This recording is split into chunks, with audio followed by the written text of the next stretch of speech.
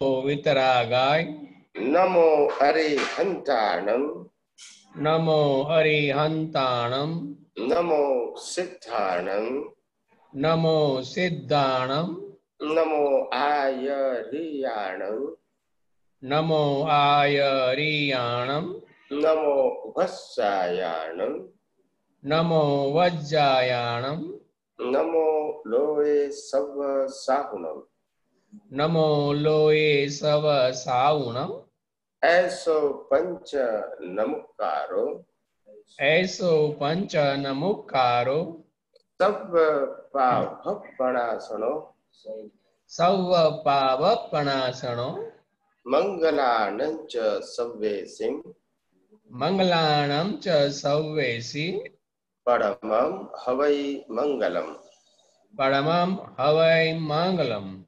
ओम नमो भगवते वासुदेवाय ओम नमो भगवते वासुदेवाय। ओम नमः शिवाय। ओम नमः शिवाय।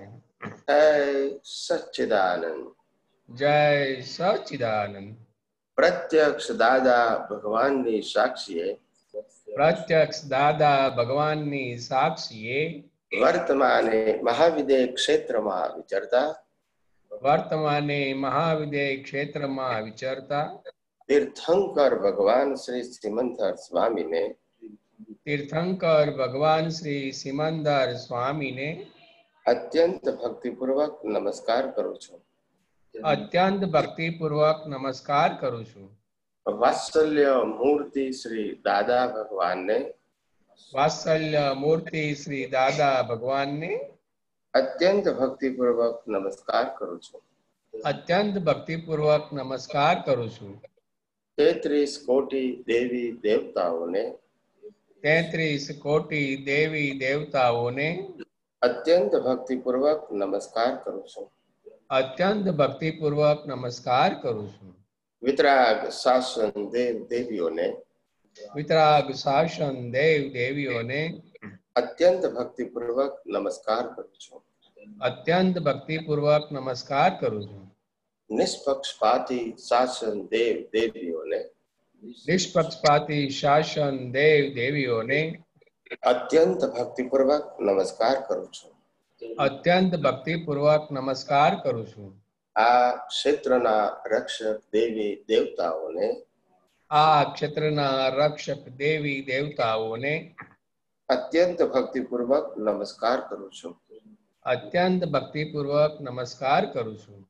આખા બ્રહ્માંડના જીવ માત્રના રિયલ સ્વરૂપને आखा ब्रह्मांडना जीव मात्रना रियल स्वरूप ने અત્યંત ભક્તિપૂર્વક નમસ્કાર કરું છું।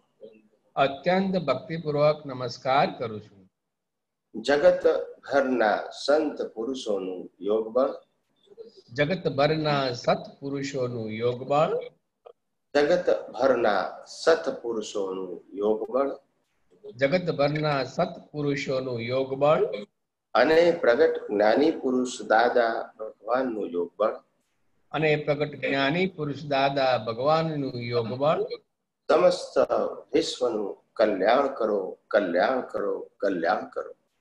समस्त विश्वનું કલ્યાણ કરો કલ્યાણ કરો કલ્યાણ કરો અને કલ્યાણ કરવાનું નિમિત્ત બનવાની અને કલ્યાણ કરવાનું નિમિત્ત બનવાની हम સૌ મહાત્માઓને हम સૌ મહાત્માઓને પરમ શક્તિ આપો શક્તિ આપો શક્તિ આપો। પરમ શક્તિ આપો શક્તિ આપો શક્તિ આપો। જગતના સર્વ જીવો સુખ અને શાંતિને પામો જગતના સર્વ જીવો સુખ અને શાંતિને પામો જગતના સર્વ જીવો સમાધાનને પામો જગતના સર્વ જીવો સમાધાનને પામો જગતના સર્વ જીવો મોક્ષને પામો જગતના સર્વ જીવો મોક્ષને પામો। જગત કલ્યાણ હો જગત કલ્યાણ હો જગત કલ્યાણ હો જગત કલ્યાણ હો જગત કલ્યાણ હો। જગત કલ્યાણ હો। હે શ્રી પદ્માવતી માં હે શ્રી પદ્માવતી માં હે શ્રી ચકેશ્વરી માં હે શ્રી ચકેશ્વરી માં, અમે સૌ આપને અત્યંત ભક્તિપૂર્વક નમસ્કાર કરી અમે સૌ આપને અત્યંત ભક્તિપૂર્વક નમસ્કાર કરી અને પ્રાર્થના કરીએ છીએ કે અને પ્રાર્થના કરીએ છીએ કે हम सर्वे महात्माओने हम સર્વે મહાત્માઓને मोक्ष मार्गने लायक મોક્ષ માર્ગને લાયક અને સહાયક સંજોગો અને સહાયક સંજોગો પ્રાપ્ત થાવ પ્રાપ્ત થાવ પ્રાપ્ત થાવ. પ્રાપ્ત થાવ પ્રાપ્ત થાવ પ્રાપ્ત થાવ. હે શ્રી અંબે માં, હે શ્રી અંબે માં, હે શ્રી ભદ્રકાળી માં, હે શ્રી ભદ્રકાળી માં, અમે સૌ આપને અત્યંત ભક્તિપૂર્વક નમસ્કાર કરી અમે સૌ આપને અત્યંત ભક્તિપૂર્વક નમસ્કાર કરી અને પ્રાર્થના કરીએ છીએ કે અને પ્રાર્થના કરીએ છીએ કે પ્રાપ્ત મન વચન કાયાથી પ્રાપ્ત મન વચન કાયાથી આ જગતના કોઈ પણ જીવને આ જગતના કોઈ પણ જીવને કિંચિત માત્ર પણ દુઃખ ન થાય કિંચિત માત્ર પણ દુઃખ ન થાય એવી સ્યાદવાદ વાણી, એવી સ્યાદવાદ વાણી, સ્યાદવાદ વર્તન સ્યાદવાદ વર્તન અને સ્યાદવાદ મનન કરવાની અને સ્યાદવાદ મનન કરવાની પરમ શક્તિ આપો. પરમ શક્તિ આપો. જય સચ્ચિદાનંદ. જય સચ્ચિદાનંદ. જય સચ્ચિદાનંદ. જય સચ્ચિદાનંદ.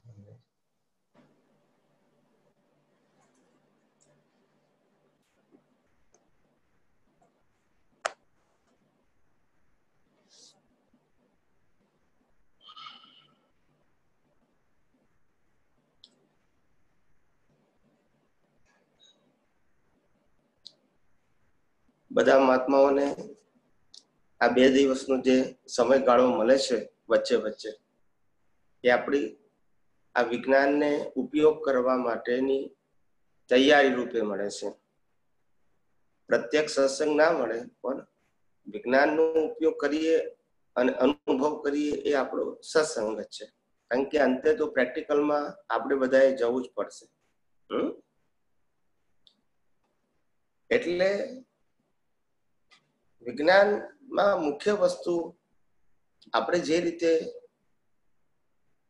સત્સંગ સાંભળી અને જે સંતોષ માનીએ છીએ એ સંતોષ ખરેખર આપણી દ્રષ્ટિમાં એ વિજ્ઞાન રૂપે ફિટ થાય અને આપણને બધા સંજોગોમાં એ વિજ્ઞાન જેમ છે તેમ હાજર રહે અને એ હાજર રહેવાને કારણે જે આપણને સંજોગોથી અને મન વચન કાયાથી મુક્ત રહેવાની જે અનુભૂતિ થાય, મુક્ત રહ્યા એનો જે આનંદ થાય અને મુક્ત રહેવાથી બોજા મુક્ત દશા રહે, ટેન્શન મુક્ત દશા અનુભવીએ તો આપણે આ વિજ્ઞાન જે સાંભળ્યું છે, સમજ્યા છે અને એનો ઉપયોગ કરીને અનુભવ કર્યો માટે એને સાર્થક થયું કહેવાય. સાંભળવું એ એક સ્ટેજ છે અને એ સ્ટેજ આમ તો આ કળિયુગની અંદર આખો આ અવતાર આપણો મેક્સિમમ સત્સંગ પ્રત્યક્ષ કે પરોક્ષ સાંભળવામાં જાય અને જ્યારે સાંભળવાનો સંજોગ ના હોય ત્યારે એનો ઉપયોગ કરવામાં અને અનુભવ કરવામાં જાય એ જ બેસ્ટ છે. બાકી આ કળિયુગની અંદર આપણા વિજ્ઞાનને બાધક હોય એવી કોઈ પણ વસ્તુ સામેથી સાંભળવા જેવી નથી, ફાઇલ તરીકે બરાબર છે. નહીતર માંડ થોડા પગથિયા ઉપર ચડ્યા હોય પાછા ઉતરી જઈએ, સાપ સીડી જેવું થઈ જાય.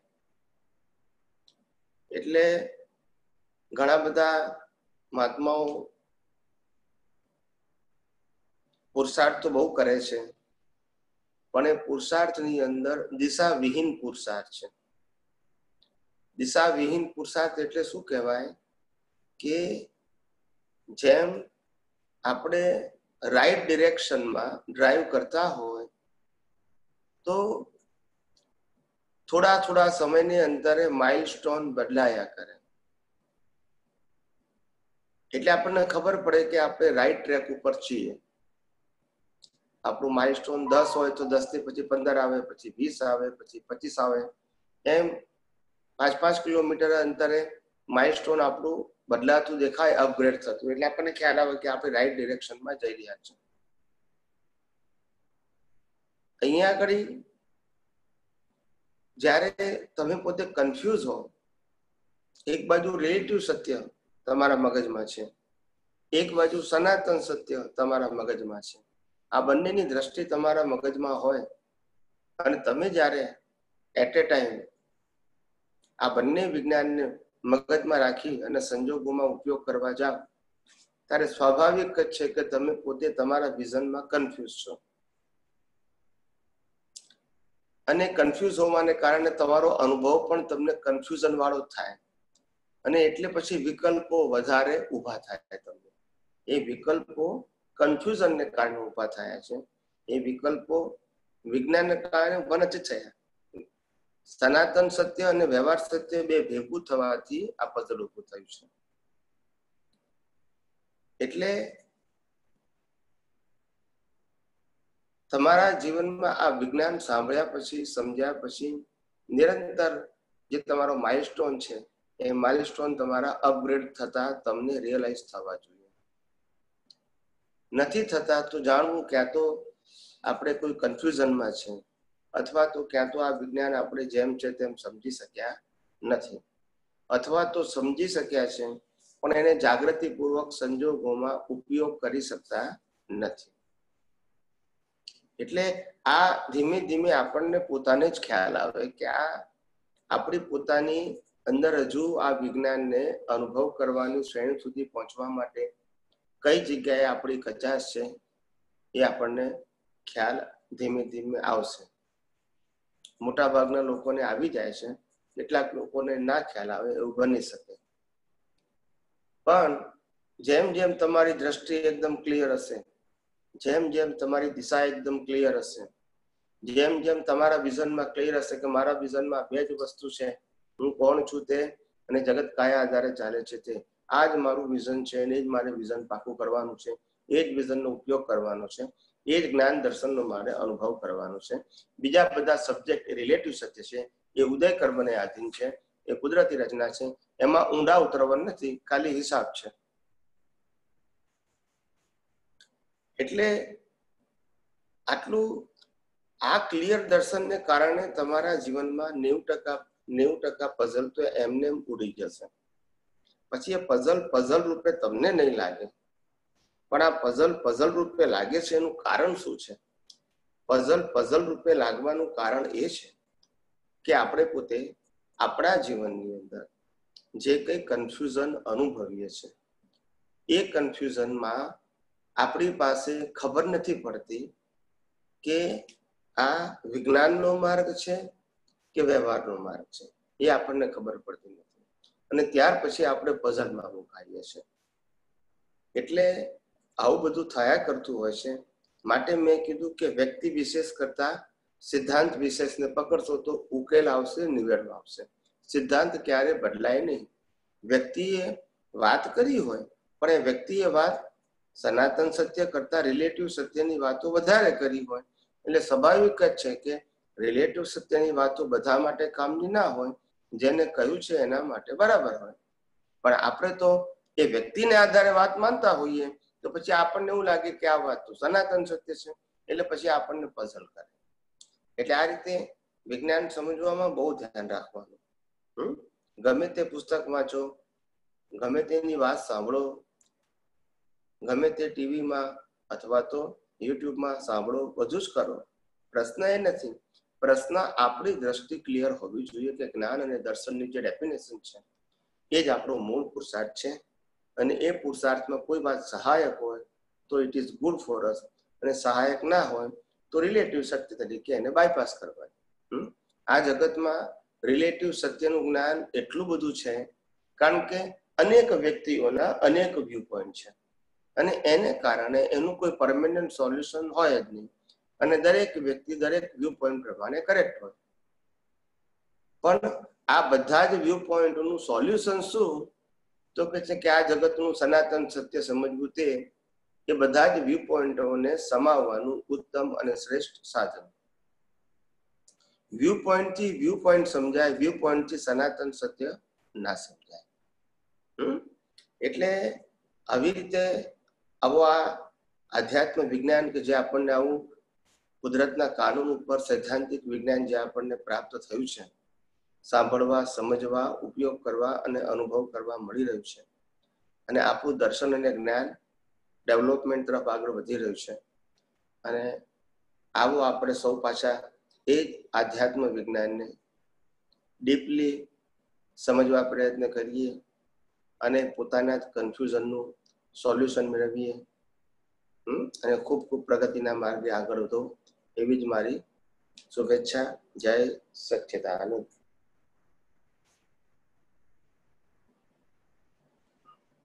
જય સચ્ચિદાનંદ સ્વામીજી. જય સચ્ચિદાનંદ ભાઈ. યસ સ્વામીજી, હવે પ્રશ્ન એ છે કે આપણે જગત આખું છે બરાબર, એ કુદરત જ ચલાવે છે, એટલે આપણે એક્સેપ્ટ કરીએ જ છીએ, પણ આપણને સ્વામીજી આમ એમાં હજી સમજવું હોય કે મતલબ આ કઈ રીતે મતલબ આખી છે પ્રોસેસ, તો એ મતલબ કઈ રીતે સમજી શકાય સ્વામીજી? મારા સત્સંગ તમે સાંભળજો ને, મેં કીધું છે ને 6 તત્વો, કુદરત, કુદરતી કાનૂન અને કુદરતી રચના, આ 3 વસ્તુ કીધી છે. આ 3 સમજશો એટલે તમને એમાં જવાબ મળી જ જશે. Okay okay. 3 વસ્તુ સમજવાની: કુદરત, કુદરતી કાનૂન અને કુદરતી રચના. આ 3 વસ્તુ સમજશો એટલે જવાબ તમને એક્ઝેક્ટ મળી જશે કે આ દુનિયા કઈ રીતે ચાલે છે. એમાં આખી દુનિયા આવી ગઈ, એમાં આખી દુનિયા આવી ગઈ. મન વચન કાયા તો નાની વસ્તુ છે, પણ આ સૂર્ય, ચંદ્ર, તારા, ગ્રહો, નક્ષત્રો, ભરતીઓ અને કર્મ અને કર્મફળ કઈ રીતે બને છે, કઈ રીતે પ્રોસેસ થાય છે, આ બધું મેં એક્સપ્લેન કર્યું છે ઘણા બધા સત્સંગમાં, ડિટેલમાં. એટલે સ્વામીજી, એટલે એમાં આપણે જે 6 તત્વો છે એ બરાબર છે, બરાબર. એટલે આપણે એની ઉપરથી એમ કહી શકીએ કે મતલબ કુદરત જ આપણને શરીરને જન્મ આપે છે, એમ કહી શકીએ આપણે એના આધારે કન્ક્લુઝન એવું? કુદરત જ આપે છે ને. હા, એટલે બરાબર, કુદરત જ આપે છે. જન્મ એ આપે છે, શ્વાસોશ્વાસ એ આપે છે, કર્મના ફળ એ આપે છે, અને શ્વાસ બંધ પણ એ જ કરે છે.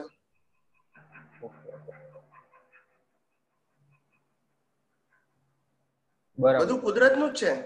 આપણે જન્મથી મોત સુધી આ મન વચન કાયા થી જે કઈ અનુભવીએ છે એ બધી જ વસ્તુ કુદરતની હતી, કુદરતની છે, અને કુદરતની પાસે જ રહેવાની છે.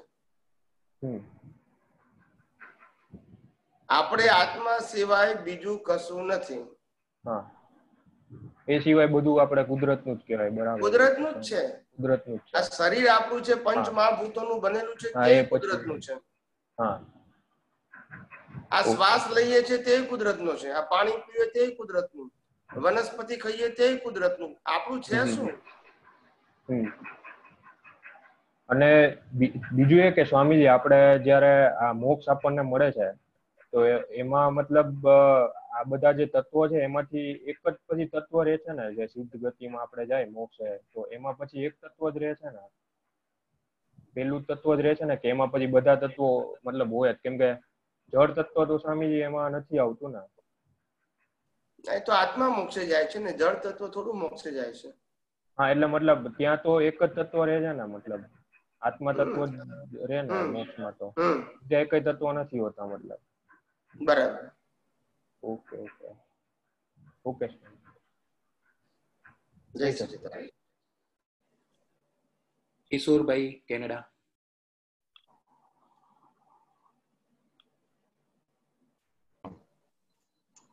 જય સચ્ચિદાનંદ સ્વામી. જય સચ્ચિદાનંદ. મારો પ્રશ્ન કેવળ જ્ઞાન માટેનો છે. હવે એમાં દાદા એવું કહેવાય, એક આપતા સૂત્રમાં એવું કે છે, 5 ઇન્દ્રિયો રેગ્યુલર હોય તો કેવળ જ્ઞાન થાય, ઇન્દ્રિયો બુઠ્ઠી થઈ ગઈ હોય તો તે ના થાય. પાછા એક પછીના આપતા સૂત્રમાં એવું કહે છે કે સદાપણે કેવળ જ્ઞાન થયું હોય તો દેહ સાથે મુક્તિ થાય, અને જ્ઞાનપણે કેવળ જ્ઞાન થાય તો મોક્ષ થાય. સદાપણે કેવળ જ્ઞાન એટલે કેવળ દર્શન. એટલે આ જગત આપણને જેમ છે તેમ સમજાઈ ગયું અને હું જગતનો સિદ્ધાંત સમજાઈ ગયો અને હું પોતે આ જગત અને જગતના કાનૂનથી મુક્ત એવો શુદ્ધાત્મા છું. એ સમજાઈ ગયું અને કેવળ દર્શન અને અનુભવમાં આવ્યું એનું નામ કેવળ જ્ઞાન. એટલે આ 5 ઇન્દ્રિયો રેગ્યુલર થાય તો કેવળ જ્ઞાન થાય, રેગ્યુલર થાય એમ. એટલે એવું કેવું રેગ્યુલર એટલે 5 ઇન્દ્રિયો તો રેગ્યુલર જ છે, પણ એ શું કહેવા માંગે છે કે આ 5 ઇન્દ્રિયો રેગ્યુલર ક્યારે કહેવાય કે જ્યારે પણ જેને કેવળ જ્ઞાન થાય ને ત્યારે એને 5 ઇન્દ્રિયો બધી સાબુત હોય.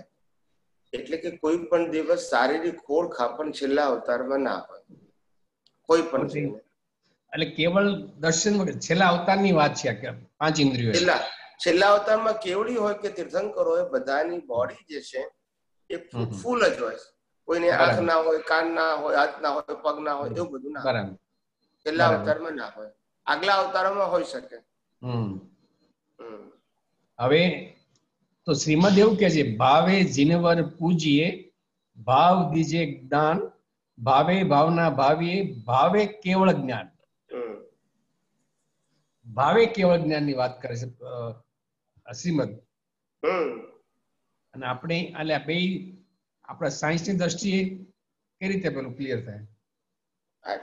ભાવે કેવળ જ્ઞાન નો મતલબ એમ જ થાય છે કે એ શું કહેવા માંગે છે કે આ કેવળ જ્ઞાન જે છે એ ભાવ શબ્દ એટલા માટે વાપર્યો છે, ભાવ શબ્દને પુરુષાર્થ સાથે જોડાયેલો શબ્દ કહેવાય. શું કહેવાય? પુરુષાર્થ છે. એટલે કેવળ દર્શનનો પુરુષાર્થ એ ભાવમાં જ સમાયો છે. કેવળ દર્શનનો પુરુષાર્થ છે ને ભાવ જ છે. ભાવ બે પ્રકારના છે, એક સંસારલક્ષી ભાવ. ભાવ આપણે પુરુષાર્થ કરી છે એટલે ભાવ પુરુષાર્થ એને જોઈન કર્યો છે, બે એક જ ગણે છે ને, પુરુષાર્થ અને ભાવ. હા, એટલે સમજાવું તમને. એટલે ભાવ બે પ્રકારના છે, એક સંસારલક્ષી ભાવ, એક સંસારલક્ષી ભાવ છે, લક્ષી ભાવ છે, અને એક મોક્ષલક્ષી ભાવ છે. સંસારલક્ષી ભાવ એ સંસાર વધારવામાં સહાયક છે, સંસાર ચલાવવામાં સહાયક છે. મોક્ષલક્ષી ભાવ છે એ અજ્ઞાનને નાશ કરીને અને પોતાનું ડેવલપમેન્ટ વધારી અને મુક્તિના માર્ગે આગળ વધવાનો ભાવ છે. બરાબર. એટલે બંનેને ભાવ જ કહેવાય, ભાવને જ પુરુષાર્થ કહેવાય, પણ ભાવના પ્રકાર જુદા છે. બરાબર. અને એ ભાવના આધારે તમે જે પુરુષાર્થ કરો છો એનાથી જયારે અજ્ઞાન નાશ થઈ જાય ત્યારે પછી એ જે ભાવ કરવાનો અને ભાવ કરનારો આ બેમાંથી કશું રહેતું નથી. બરાબર. ત્યાર પછીના અવતારમાં આપણું સ્વભાવ ખુલ્લો થાય છે, પછી ભાવ ના હોય. હવે સ્વામી, આપણે છેલ્લા અવતારમાં જો ફક્ત ડિસ્ચાર્જ પ્રતિષ્ઠાત્મા હોય, આપણે રેગ્યુલરમાં આવ્યું કે પ્રતિષ્ઠિત આત્મા જયારે માણસનો મૃત્યુ થાય ત્યારે કોઝલ બોડી અને આપણો ડેવલપમેન્ટ અને આત્મા ત્રણેય સાથે જાય છે. હવે જયારે છેલ્લો અવતાર હોય ત્યારે ફક્ત ડિસ્ચાર્જ પ્રતિષ્ઠાત્મા હોય છે, બરાબર? એ વખતે ડેવલપમેન્ટ તો ન હોય ને, કારણ કે એ પેલા કેવળ જ્ઞાન થઈ ગયું એટલે પ્રતિષ્ઠાત્મા મોક્ષ થઈ ગયો છે. ડેવલપમેન્ટ ત્યારે સાથે જવાનો પ્રશ્ન આવતો નથી ને. ડેવલપમેન્ટ ને કેવળ જ્ઞાન સાથે જાય ને. કેવળ જ્ઞાન છે ને, સ્પષ્ટ વેદન કીધું એ કેવળ જ્ઞાન. એ પણ આપણે જેમ સિદ્ધાંત પ્રમાણે કે એક બીજા અવતારથી બીજા અવતારમાં જાય ત્યારે આપણો પ્રતિષ્ઠિત આત્મા અને ડેવલપમેન્ટ અને આત્મા ત્રણ સાથે જાય છે, તો લાસ્ટ અવતારમાં શું થાય?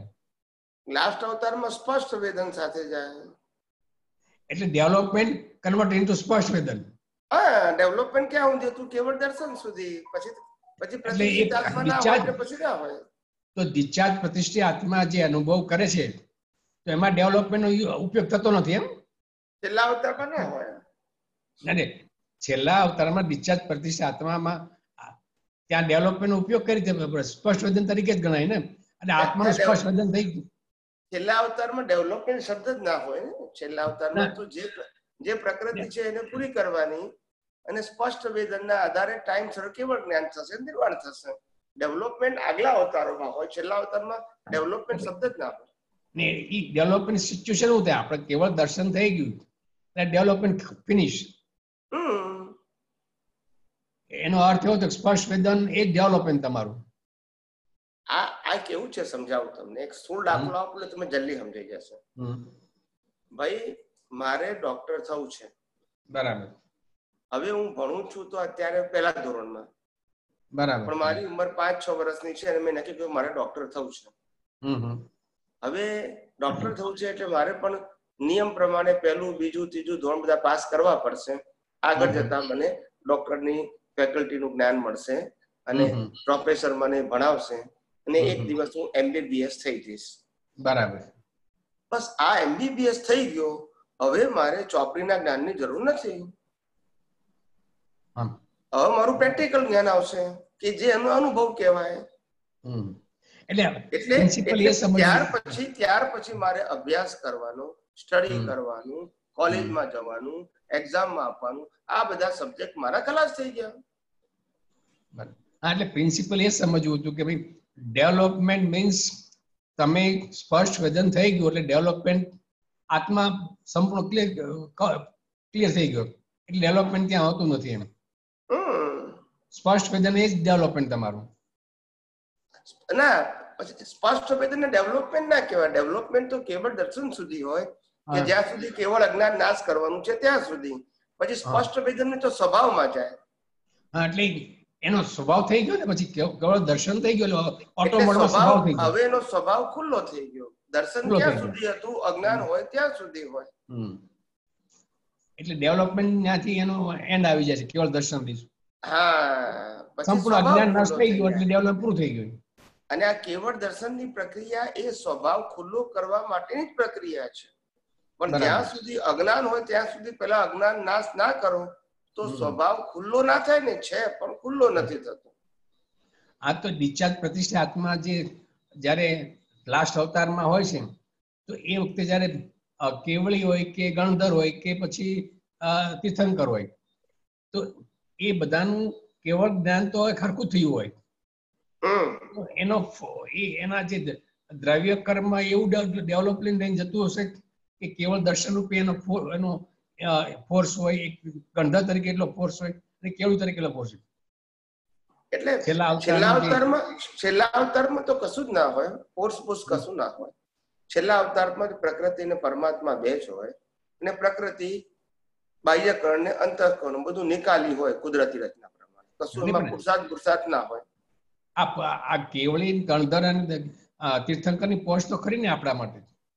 એ ઉદય કર્મમાં ગઈ. ઉદય કર્મ કહેવાય. ઉદય કર્મ કહેવાય. પણ એ ઉદય કર્મમાં એનું જે ડિસ્ચાર્જ પ્રતિષ્ઠિત આત્મા છે એટલો ફોર્સફુલ હશે કે દરેકનો ઉદય કર્મ અલગ અલગ હોય. હા, એ તો ઉદય કર્મ તો બધાનું અલગ જ હોય ને. જેવા બીજ નાખ્યા હોય એ બીજ નાખ્યા છે બધા અજ્ઞાનમાં નાખ્યા છે. જેટલું અજ્ઞાન હોય તો જ બીજ પડે.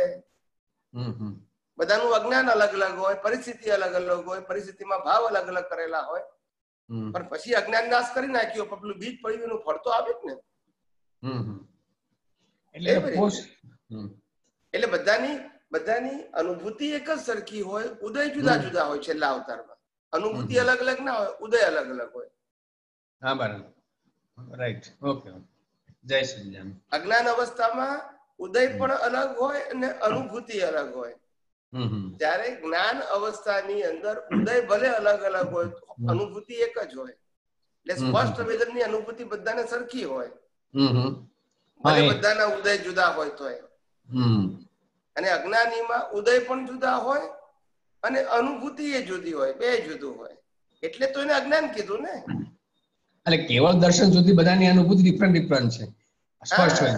સ્પર્શ વેદનમાં સ્પર્શ વેદન દરેકની અનુભૂતિ સરખી છે. બધાને સરખું થાય. ડિસ્ચાર્જ ડિફરન્ટ છે બધાનો. એક ભલે ડિફરન્સ હોય તો મિકેનિકલ છે ને, કુદરતી રચનામાં ગયો ને. અને પુરુષાર્થ છે નહીં. પુરુષાર્થ હતો ને માટે ડિફરન્સ હતી અનુભૂતિ. બરાબર. પાંચમા ધોરણનો છોકરો હોય એ એક સંજોગને સમજે, પહેલા ધોરણનો છોકરો પણ એ જ સંજોગને સમજે, 10મા ધોરણનો છોકરો પણ એ જ સંજોગને સમજે, ગ્રેજ્યુએટ વાળો પણ એક જ સંજોગને સમજે, તો બધાની સમજણ એક જ સંજોગ માટે ગ્રેડેશન પ્રમાણે અલગ અલગ હોય. બરાબર. મેચ્યોરિટી પ્રમાણે, એટલે એને ડેવલપમેન્ટ કહેવાય. હવે જયારે ડેવલપમેન્ટ તમે ક્રોસ કરી નાખ્યું પછી તો બધાની કોમન સ્થિતિ હોય ને. બરાબર. અજ્ઞાનમાં ગ્રેડેશન હોય, અજ્ઞાનમાં ગ્રેડેશન હોય, અજ્ઞાન નાશ થઈ ગયા પછી બધાની સ્થિતિ એક જ સરખી હોય. સ્પષ્ટ. બરાબર. હવે સ્વામી બીજો એક પ્રશ્ન એવો છે કે આ પ્રકૃતિ કુદરતી રચના જોતી વખતે આપણે ઘણી વખતે તમે 4 શબ્દો આપ્યા તે સત્તા, સંબંધો, સંપત્તિ અને સાધનો, એમાં તો આપણે સમજાય કે એનો સ્વભાવ સુખ આપવાનો, તેની વેલ્યુ 0 છે. હવે જ્યારે મન, વચન, કાયાથી જ્યારે આપણે આ બધી દિવસ દરમિયાન ભોગવતા હોય છે, તો એમાં એ દ્રષ્ટિમાં આપણે દાખલે વિચાર છે, તો વિચાર આવ્યો, સારો આવ્યો, ખરાબ આવ્યો, વાણી સારી બોલાય, ખરાબ બોલાય, વર્તન સારું થયું કે ખરાબ થયું, આ ત્રણેય વખતે અમારી દ્રષ્ટિમાં મારી સમજણ પ્રમાણે એવું માની છે ભાઈ વિચાર આવ્યો ભાઈ તું હીરો નથી, તું 0 જ છે. વાણી બોલાય કે ભાઈ તું હીરો નથી પણ 0 જ છે, સારી બોલાય કે ખરાબ બોલાય, વર્તન ગમે તેવું થયું કે સારું થયું કે ખરાબ થયું, ભાઈ તું હીરો નથી, તું 0 જ છે. એટલે આપણે છૂટું રહેવામાં જરા અનુકૂળ રહે. આ અમારી દ્રષ્ટિ બરાબર છે કે નહીં? એમ હા, એટલે 0 નો મતલબ વેલ્યુ વગરનું થઈ ગયું. હીરો નથી, 0 છે, એટલે તમારું 1 અને 0 વેલ્યુ વગરનું થઈ ગયું ને. તમારી 1 અને 0 ની ફોર્મ્યુલા છે ને એ ઝડપથી આમાં કામ કરે છે. પહેલામાં હું એ જ કહું છું ને, એટલે વેલ્યુ આપણે કીધું કે વેલ્યુ ખલાસ કરવાની છે, ત્યાં 0 એટલે વેલ્યુ ખલાસ. એટલે કુદરતી રચના તો જોતા જ હોય છે, પણ જયારે આ બધું વિચારો આવે કે વર્તન થઈ જાય કે આવું થાય ને, ત્યારે આ તમારું આ ફોર્મ્યુલા વાપરી તો જરાક એની જલ્દી એની ઇફેક્ટ આવે છે દ્રષ્ટિથી. બરાબર છે. એટલે આ બધા અમારા અનુભવ સિદ્ધ બધા પ્રયોગો છે, એટલે પ્રયોગો તમને ગમે ત્યારે હેલ્પ કરે બધા આ વિજ્ઞાન સમજવામાં. સ્પીડી હેલ્પ કરે, ઓન ધ સ્પોટ હેલ્પ કરે, પેલું ઓન ધ સ્પોટ ડેમોલિશ થઈ જાય છે. રાઈટ. કારણ કે એ દરરોજ દિવસમાં આ જ વસ્તુ 3 વસ્તુ તો હોય, કે વિચારની હોય, કે વાણીની હોય, કે વર્તનની હોય. બરાબર છે. આ ત્રણેય ઓન ધ સ્પોટ આપણે એની ઇફેક્ટ જ ન આવવી જોઈએ દ્રષ્ટિમાં. આ વસ્તુ એની રિઝલ્ટ આપે છે, તરત જ આપે છે. જય સચિદાન. જય સચિદાન.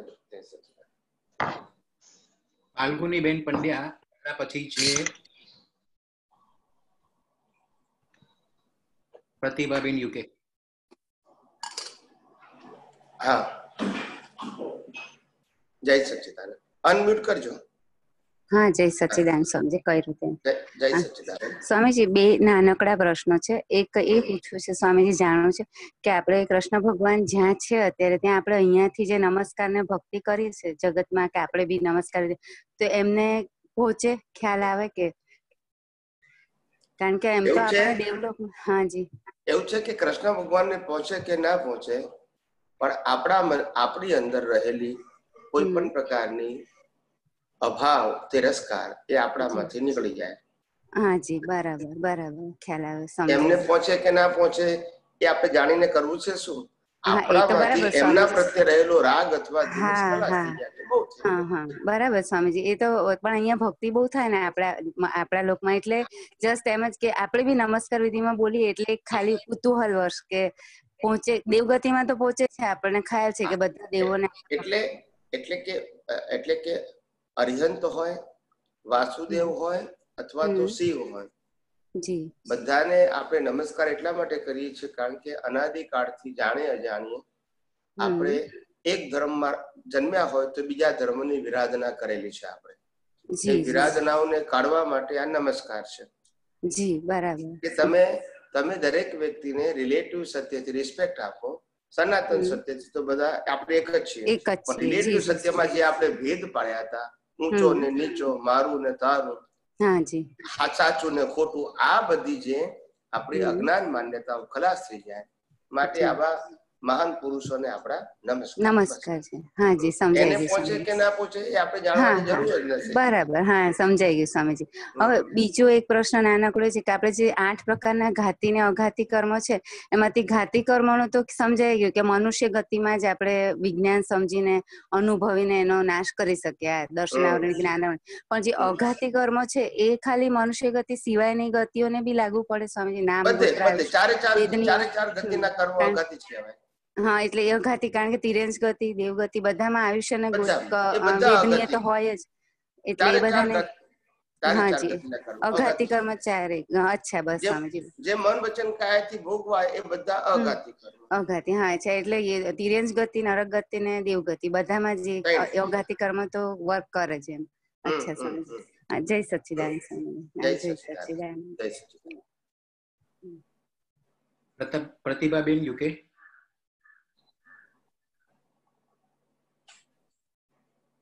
પ્રતિભાબેન યુકે. અનમ્યુટ કરજો. હા, ના જતો રહી પાછો.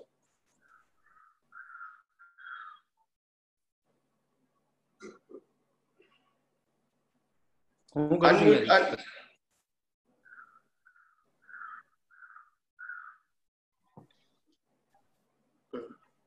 જય સચ્ચિદાનંદ. જય સચ્ચિદાનંદ. જય સચ્ચિદાનંદ. જય સચ્ચિદાનંદ. થોડી તમે અમને બ્રેક આપી દો છો એટલે અમારું ઘણું બધું સ્ટડી થઈ જાય છે. આજે અહીંયા બચુભાઈ ના બેન આવ્યા છે, તમને મળ્યા છે અમદાવાદ, તો તમને જય સચ્ચિદાનંદ. જય સચ્ચિદાનંદ. જય સચ્ચિદાનંદ. જય સચ્ચિદાનંદ. અહીંયા પણ મળ્યા છે આપણી ઘરે ને. એ વસ્તુ કઈ છે, આપણે મહાવિદ્ય ક્ષેત્રની ઘણા હશે ક્વોલિફિકેશન, પણ બે તમે સમજાવ્યા છે કે મન વચન કાયાની એકતા હોય તો તમને ખેંચે એ ક્ષેત્ર, અને બીજું તમે કહ્યું છે કે આપણે મોક્ષ માર્ગને લાયક અને સહાયક માગ્યા રાખીએ તો એ પણ તમારી એક જાતની એકતા થઈ જાય, અને એ પણ તમને બરાબર સમજાઈ ગયું છે. પણ આજે તમે કહ્યું કે મન વચન કાયાની એકતા અજ્ઞાનીને પણ હોઈ શકે, એમાં થોડુંક એ બધું હું તમારો સત્સંગ સાંભળતી હતી ને તો મને એવું થયું કે અજ્ઞાની એટલે થોડાક ડેવલપ તો હોય તો જ મન વચન કાયાની એકતા હોય ને. એટલે આપણી જે સમજણ છે ને બહુ લિમિટેડ છે. જ્ઞાન અને અજ્ઞાન ને એકતા ને કોઈ લેવા દેવા નથી. મન વચન કાયાની એકતા બધા પ્રાણીઓને મન વચન કાયાની એકતા જ હોય. હા, પણ એ લોકો તો મહાવિદ્ય ક્ષેત્રમાં ના જાય. ના, એટલે મહાવિદ્ય ક્ષેત્રમાં પ્રાણીઓ હોય, પણ મનુષ્યો પણ મહાવિદ્ય ક્ષેત્રમાં મન વચન કાયાની એકતા વાળા જ હોય. ત્યાં ચોર લૂંટારા બધાને મન વચન કાયાની એકતા હોય, એવું નહીં કે મોક્ષે જવું છે એને બધાને. મન વચન કાયાની એકતા હોવી એ એક ક્ષેત્રની બેઝિક ક્વોલિફિકેશન છે, પણ એને કેવળ જ્ઞાન સાથે, કેવળ દર્શન સાથે, સંકેત સાથે કોઈ લેવા દેવા ના હોય. એવા જીવોતા 90% ઉપર હોય. એટલે જેવું વિચાર એવું વર્તનમાં કરે, એ આખી એકતાનો થઈ ગયું. મન વચન કાયાની એકતાને આધ્યાત્મ કે મુક્તિના માર્ગ સાથે કોઈ લેવા દેવા નથી. Okay okay. કારણ કે એવી રીતે સમજાય કે એ તો બહુ હાઈ ક્વોલિફિકેશન જેવું કહેવાય, પણ ના, ક્ષેત્ર માટે ખાલી એક ક્ષેત્રમાં જવા માટે બેઝિક ક્વોલિફિકેશન કે મન વચન કાયાની એકતા હોય તો એ ક્ષેત્રમાં જઈ શકાય. પ્લસ તમારી પાસે આ જ્ઞાન હોય તો તમે ઓર ડેવલપમેન્ટમાં આગળ વધી શકો. એના કરતા તમારું દર્શન ખુલ્લું થયું હોય તો તમે ત્યાં તીર્થંકરને મળીને તમે કેવળ જ્ઞાનમાં પર એક કે બે અવતારમાં તમે પહોંચી શકો. પણ ઇટ્સ ડિપેન્ડ.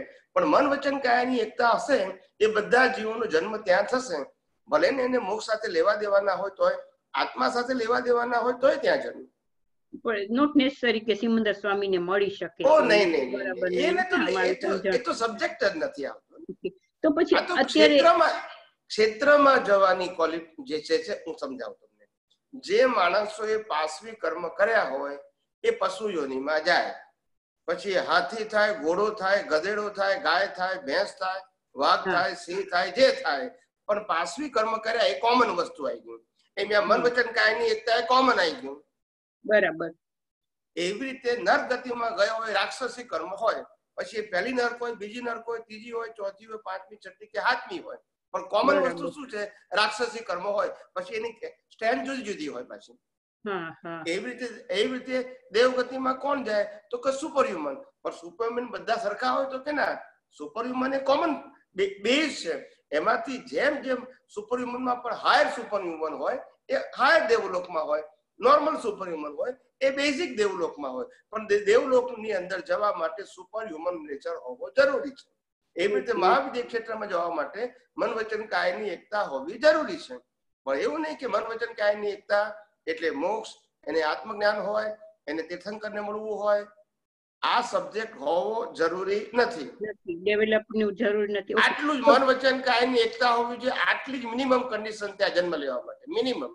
એવું કઈ હોય અમુક પર્સન્ટેજ હોય તો સીધા જાય કે એવું કઈ મન વચન કાયની એકતા કે ફૂલ્લી હોવું જ જોઈએ એવું 100% હોય કે ઈ તો થોડું અમુક 70% હોય 60% હોય તો એવું નહીં, ભાવમાં સંપૂર્ણ હોય. ભાવમાં ઓકે, લોકો જે વિચારે મન વચન કાયની એકતા તો હોય ને, મન વચન કાયની એકતા પછી તો એની અંદર પછી વ્યક્તિગત રીતે પોતાની જે ડિઝાઇન છે એ ડિઝાઇન તો બધાની અલગ અલગ જ હોય, પણ બેઝિક ક્વોલિફિકેશન જેને કહેવાય ને, ત્યાં જન્મ લેવા માટેની બેઝિક ક્વોલિફિકેશન તો કે મન વચન કાયાની એકતા. ઓકે, તો અત્યારે અહીંયા ભરત ક્ષેત્રમાં કળિયુગમાં પણ એવા ઘણા હોય કે લોકોની મન વચન કાયાની એકતા હોય. અહીંયા ના હોય, કોઈને ના હોય, ન હોય ને. ભરત ક્ષેત્રમાં ના હોય, મન વચન કાયાની એકતા ના હોય. હવે જો તમે સમજી લો, અહીંયા મન વચન કાયાની એકતા ના હોય છતાં પણ જ્ઞાન હોય, છતાંય આત્મજ્ઞાન હોય, છતાંય કેવળ જ્ઞાન તરફનો પુરુષાર્થ, કેવળ જ્ઞાન ના હોય, કેવળ દર્શન તરફનો પુરુષાર્થ હોય, અનુભવ હોય જ્ઞાનીનો, આ જગતનું સનાતન સત્ય જાણતા હોય, એ બધું જ હોય, પણ છતાંય મન વચન કાયાની એકતા ના હોય. એ બધું મને કન્ફ્યુઝ કરતો હતો. એટલે જે મન વચન કાયાની એકતા ન હોવા છતાં પણ તમે આધ્યાત્મ માર્ગે આગળ વધી શકો છો, કેવળ દર્શનમાં આગળ વધી શકો છો, મોક્ષ માર્ગ માટે લાયક અને સહાયક સંજોગોના ભાવ કરી શકો છો, સિમંદર સ્વામીના દર્શન કરવાના ભાવ કરી શકો છો, અને સંકિત જે કહેવાય છેલ્લું સંકિત, જેને અનુભવ દશા કહેવાય, સહાયક સંકિત, એ ઓળખવાની દશા પણ તમે અહીંથી પ્રાપ્ત કરી શકો છો, છતાંય તમારે મન વચન કાયની એકતા અહીંયા ના હોય. આ બેઝિક ક્વોલિફિકેશન છે. તમારું દર્શન જુદી વસ્તુ છે ને મન વચન કાયાની એકતા જુદી વસ્તુ છે. મન વચન કાયાની એકતા જે છે એ તમારું અઘાતી કર્મમાં આવે, અને આ ક્વોલિફિકેશન છે એ તમારા દર્શનમાં આવે. શેમાં આવે? દર્શનમાં આવી જાય, ઓલું અઘાતીમાં આવી જાય. આ હોય તે પ્રમાણે તમારી ગતિ થાય. એટલે અઘાતી એટલે ડિસ્ચાર્જ, બરાબર ને?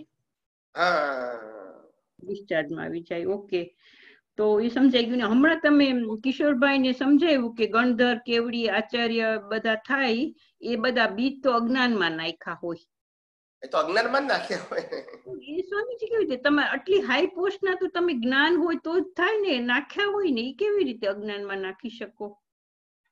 શેના ખબર ના પડે? તમે કીધું બીજ નાખ્યા હોય, આ કે બધી જાતના ગણધરના, કેવડીના, આચાર્યના, એ બધા બીજ તો અજ્ઞાનમાં નાખ્યા હોય. એટલે મારી કદાચ સાંભળવામાં કે સમજણમાં ફેર હોય તો તમે મને સુધારજો. કોઈ ગણધરના બીજ નાખ્યા, કોઈ કેવડીના બીજ નાખ્યા, કોઈ આચાર્યના બીજ નાખ્યા. તો જ્ઞાન હોય તો જ એવા બીજ નાખી શકે ને, અજ્ઞાનમાં કેવી રીતે નાખી શકે? એટલે અજ્ઞાન એ એક પ્રકારનું જ્ઞાન જ છે ને. કર્મ બાંધવા માટે જ્ઞાન તો જોઈએ ને. જ્ઞાનનું બીજું નામ અજ્ઞાન. જે જ્ઞાનથી સંસાર વધે એને ટાઇટલ લાગી ગયું અજ્ઞાન. પણ એ તો અત્યારે હું જે બીજ નાખું એટલે મને હજી ખબર છે કે બીજા કેટલાય જન્મો તો થવાના છે, તો પણ એ મોક્ષલક્ષી બીજ કહેવાય ને, એ અજ્ઞાન કેવી રીતે કહેવાય? ના, સમજાવું તમને. હંમેશા જ્યાં સુધી પુરુષાર્થ છે ત્યાં સુધી ડેવલપમેન્ટ છે, અને ત્યાં સુધી અજ્ઞાન કહેવાય. શું કહેવાય? અજ્ઞાન કહેવાય. ઓકે. હા, જ્યારે અજ્ઞાન ખલાસ થઈ જાય એટલે એને કેવળ દર્શન કહેવાય. ત્યાર પછી એને ભાવ ના હોય, પણ છતાં એને અજ્ઞાન ખલાસ થઈ ગયો તો એક ભાવ, બે ભાવ કે ત્રણ ભાવ એને કરેલા ભાવનું ફળ રૂપે હોઈ શકે. હા, એ ખબર છે, પણ આ તો સમજાતું નથી. એટલે અજ્ઞાન વગર ભાવ કેવી રીતે થાય? હું આજે તીર્થંકર થવાના પણ ભાવ કરતો હોઉં તો એ મારું અજ્ઞાન છે. ભલે જગત કલ્યાણનો ભાવ છે મારો, કારણ કે તીર્થંકર થવું એ પ્રકૃતિની વાત છે, પરમાત્માની વાત નથી. ઓકે, તો આ મોક્ષ માર્ગને લાયક અને સહાયક કરીએ એ અજ્ઞાનમાં જ જાય.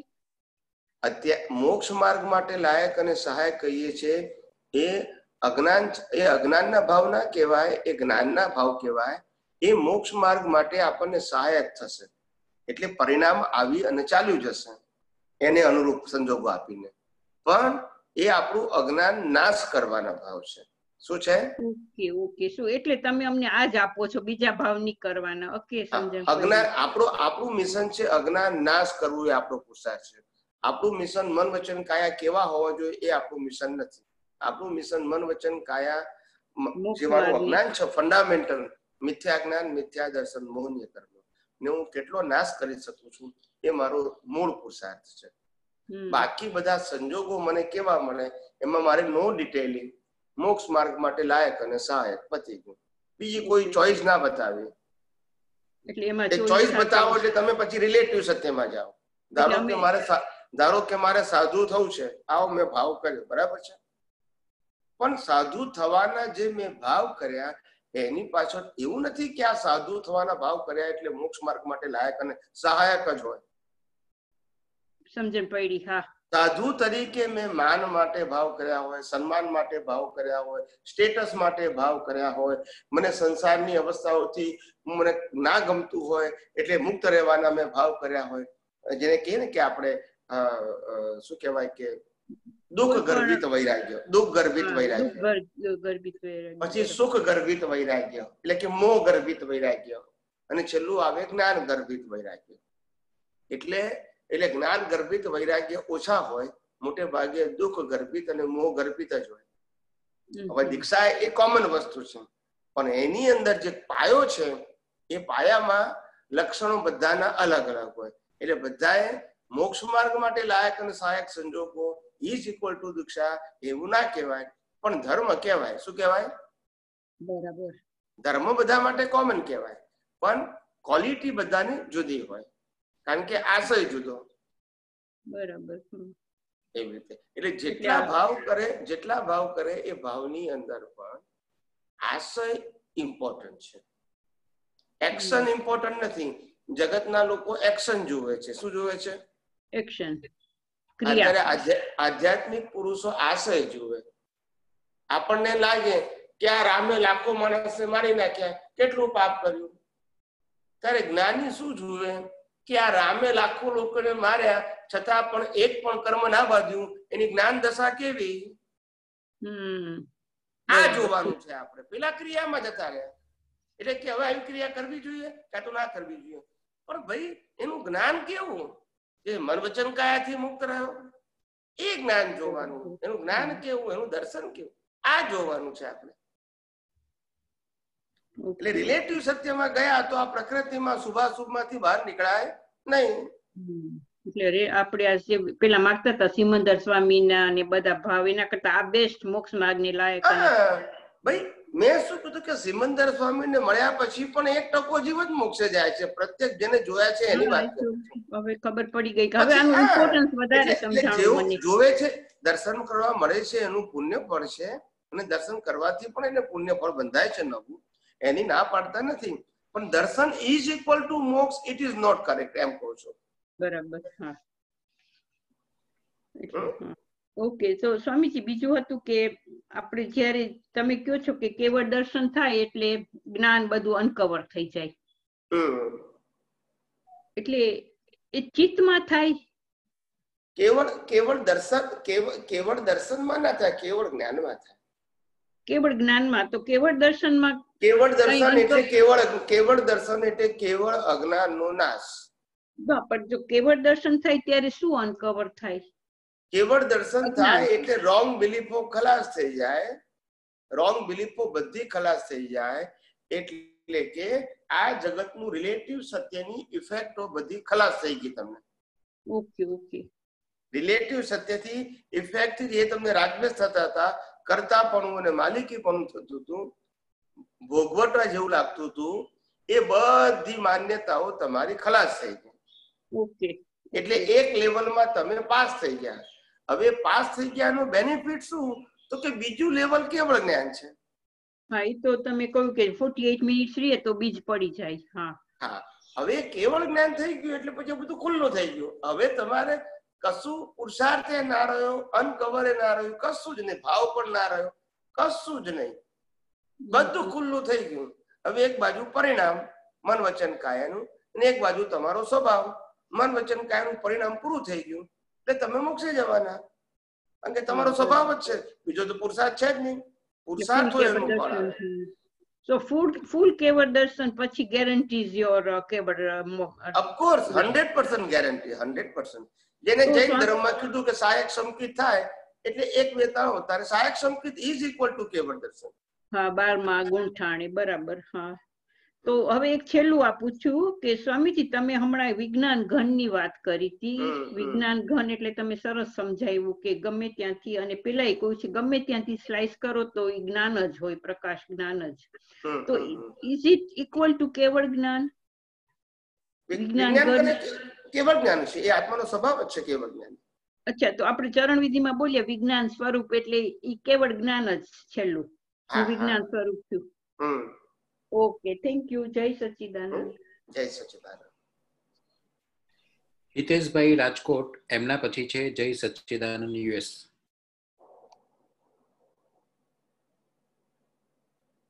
અનમ્યુટ કરજો હિતેશભાઈ.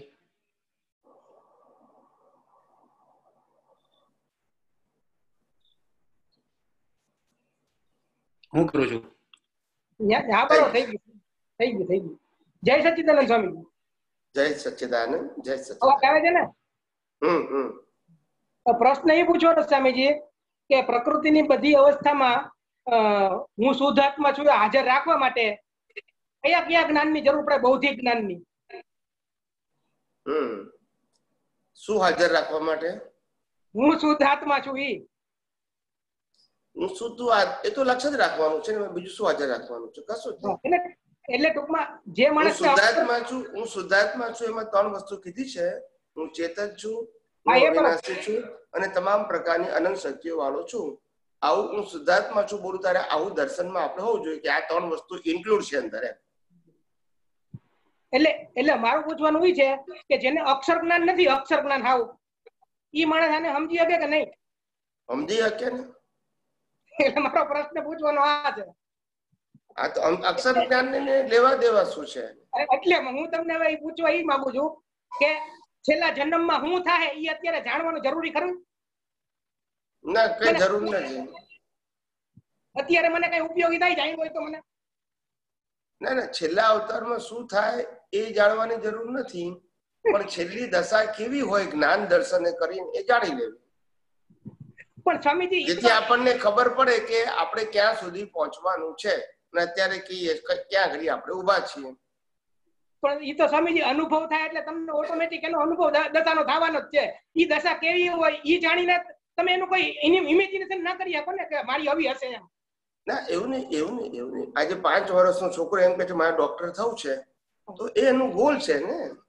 એ સંસારની રીતે બરોબર. 5 વર્ષના છોકરાને એવું ખબર નથી કે ડોક્ટર એટલે છોકરો મારે ડોક્ટર થવું છે, એ ગોલ નક્કી કર્યું પછી એ બાજુનો પુરુષાર્થ કરે છે. એટલે સંસાર માટે તો 100% બરોબર છે. એવી રીતે આધ્યાત્મ માર્ગમાં પણ ગોલ તો નક્કી કરે ને. ગોલ નક્કી કર્યા વગર કઈ બાજુ જવાનું? ગોલ તો નક્કી જ છે, હું શુદ્ધાત્મા છું, બીજું તો કઈ આપણે યાદ રાખવાનું છે નહીં આમાં. ના, ગોલ નક્કી છે, પણ ગોલની સાથે સાથે એને અનુરૂપ જ્ઞાન દર્શન જોઈએ ને પ્રભુ. ત્યારે તો આપણને ખબર પડે કે આટલે પહોંચવાનું છે અને અત્યારે આપણે અહીંયા આગળ છીએ. એટલે જ્ઞાન દર્શન માહિતીથી થાય કે અનુભવથી થાય? જ્ઞાન દર્શન તો અનુભૂતિથી થાય, પણ માહિતી વગર આપણે કઈ રીતે એનો ઉપયોગ કરીને અનુભૂતિ કરીશું? એટલે મારો પ્રશ્ન એવો છે કહેવાનો કે ભાઈ મન વચન કાયાની બધી અવસ્થામાં હું શુદ્ધાત્મા છું, બરોબર છે. મારો લક્ષ્ય આ જ રાખવાનું છે બધી પરિસ્થિતિમાં, બીજું મારે કાંઈ નથી કરવાનું. તો મને આમાં કઈ માહિતી જોઈએ? એટલે બીજી કઈ માહિતીની જરૂર નથી ને? ના, એવું નહીં. હંમેશા સમજાવું તમને કે સત્સંગમાં શું હોય કે જે લોકોને જે પ્રકારના પઝલ હોય એ પઝલનું એને સોલ્યુશન જોઈએ, નહીતર એના માટે એ અટકણ હોય. શું છે ખ્યાલ આવી ગયો કે નહીં?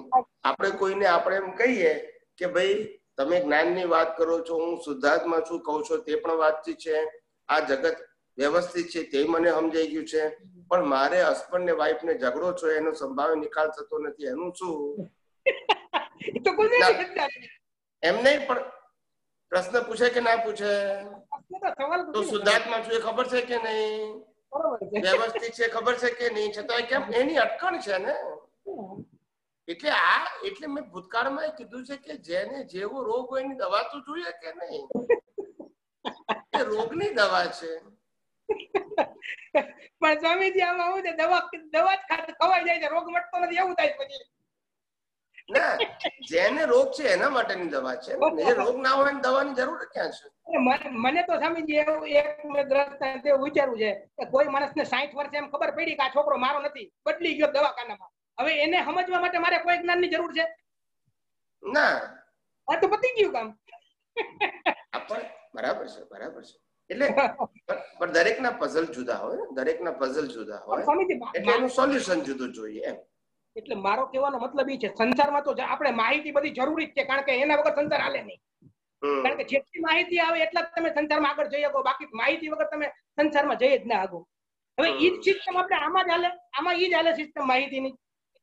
હા, એટલે આમાં શું છે કે સંસારમાં ને મોક્ષ માર્ગમાં ફેર એટલો છે કે સંસારના માર્ગમાં એક વખત તમારી પાસે કશું જ્ઞાન ના હોય તોય પણ કુદરત તમને બધા સંજોગ આપવાની છે.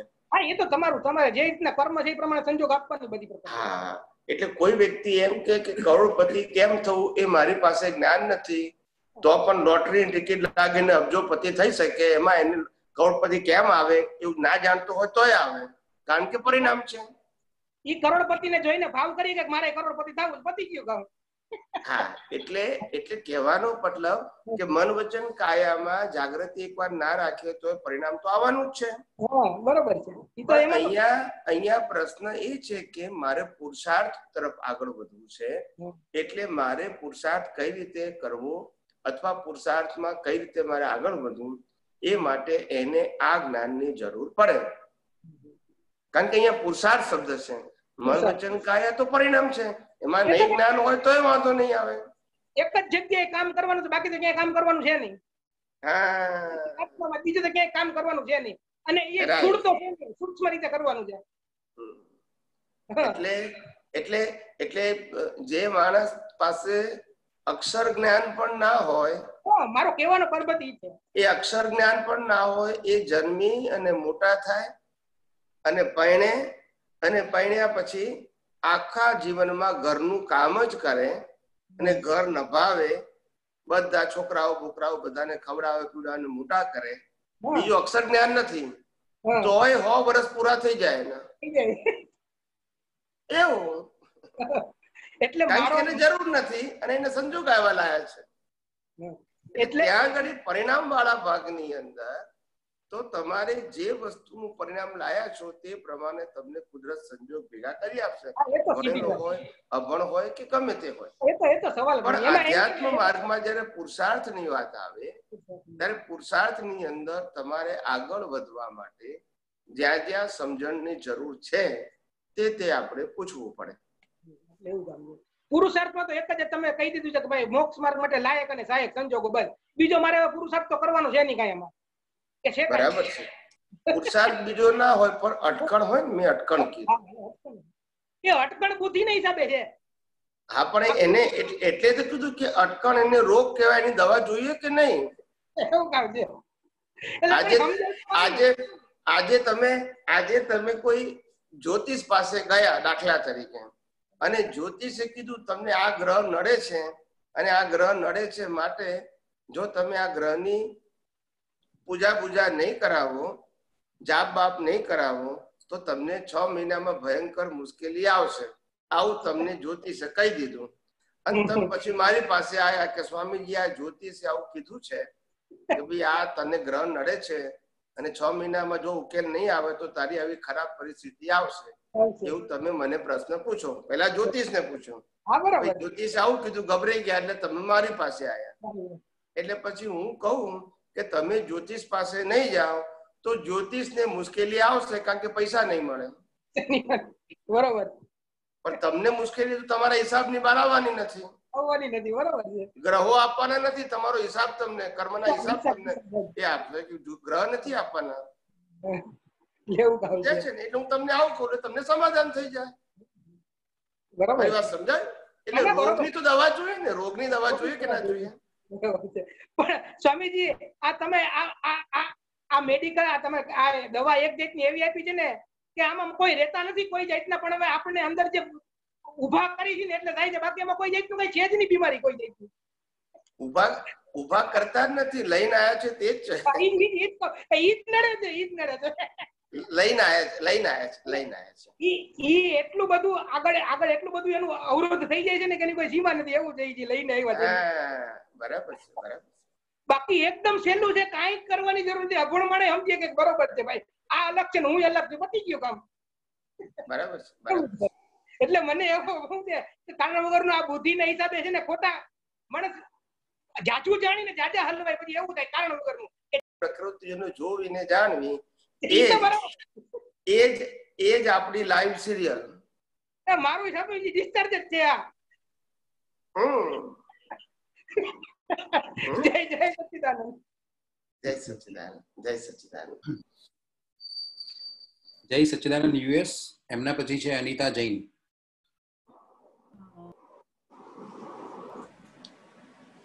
હેલો.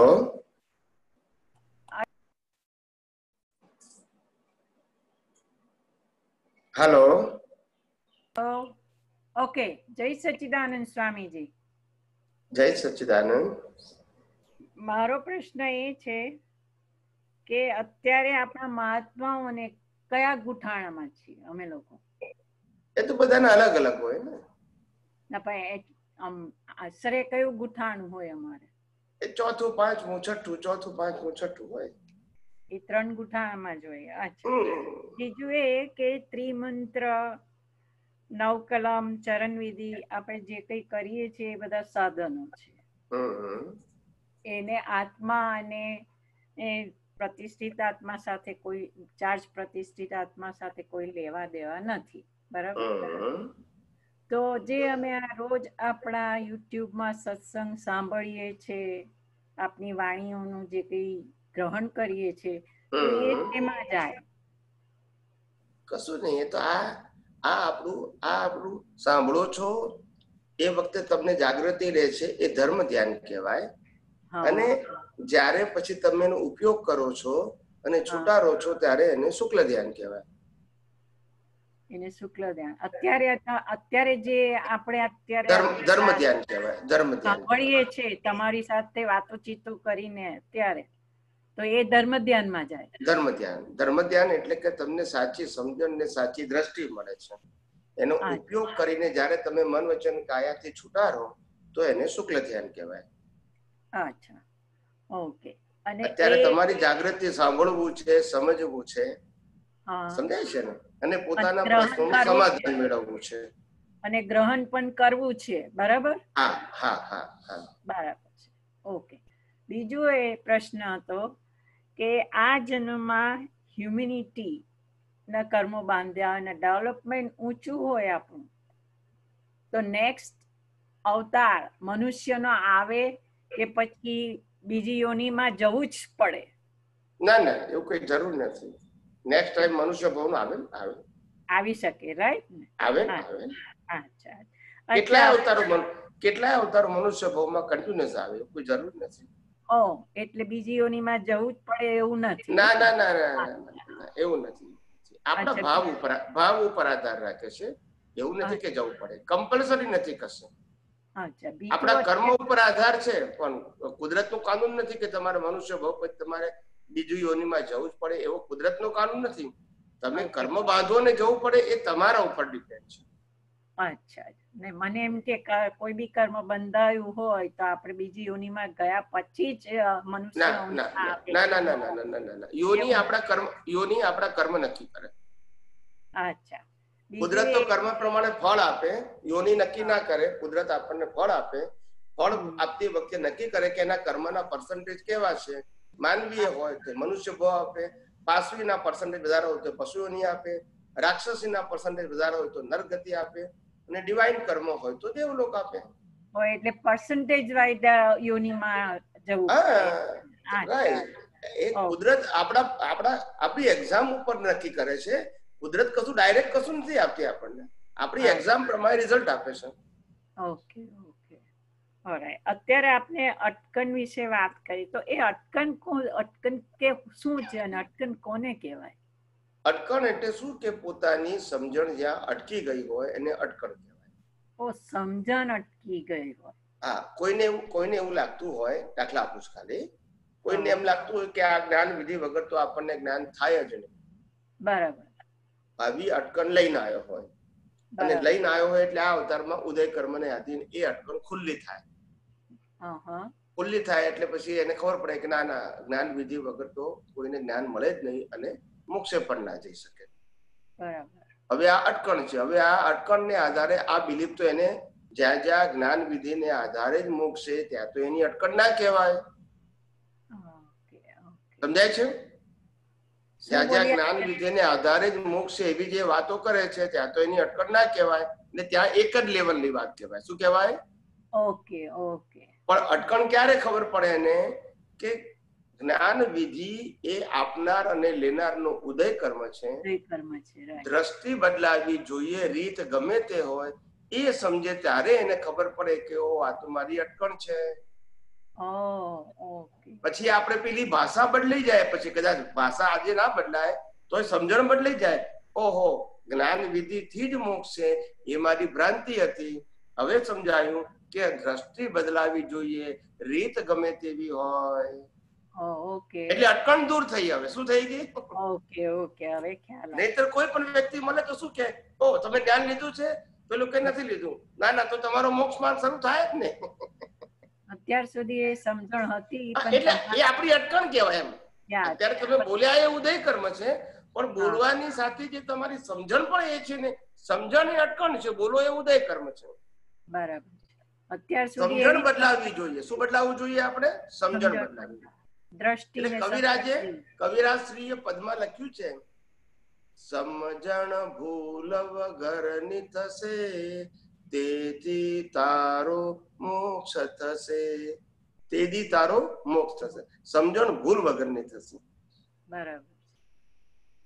ખ્યાલ આવ્યો. પહેલા એવું જ હતું, પણ જ્યારથી આપના સત્સંગ સાંભળ્યા અને સત્સંગમાં જોડાયા પછી એ ભ્રાંતિ જતી રહી. આ વિજ્ઞાન ભ્રાંતિ કાઢવા માટે જ છે. રિલેટિવ સત્યની બિલીફોની ભ્રાંતિ કાઢવા માટે જ આ વિજ્ઞાન છે. આત્મા પોતે તો વિજ્ઞાન ઘન સ્વરૂપ છે, પણ આ જગતને જો વિજ્ઞાન સ્વરૂપે સમજશો, જેને આપણે લો ઓફ નેચર કહીએ છીએ, તો પછી આ રિલેટિવ સત્ય વાળા વ્યૂ પોઈન્ટો આપણી દ્રષ્ટિમાંથી ડિમોલિશ થઈ જશે.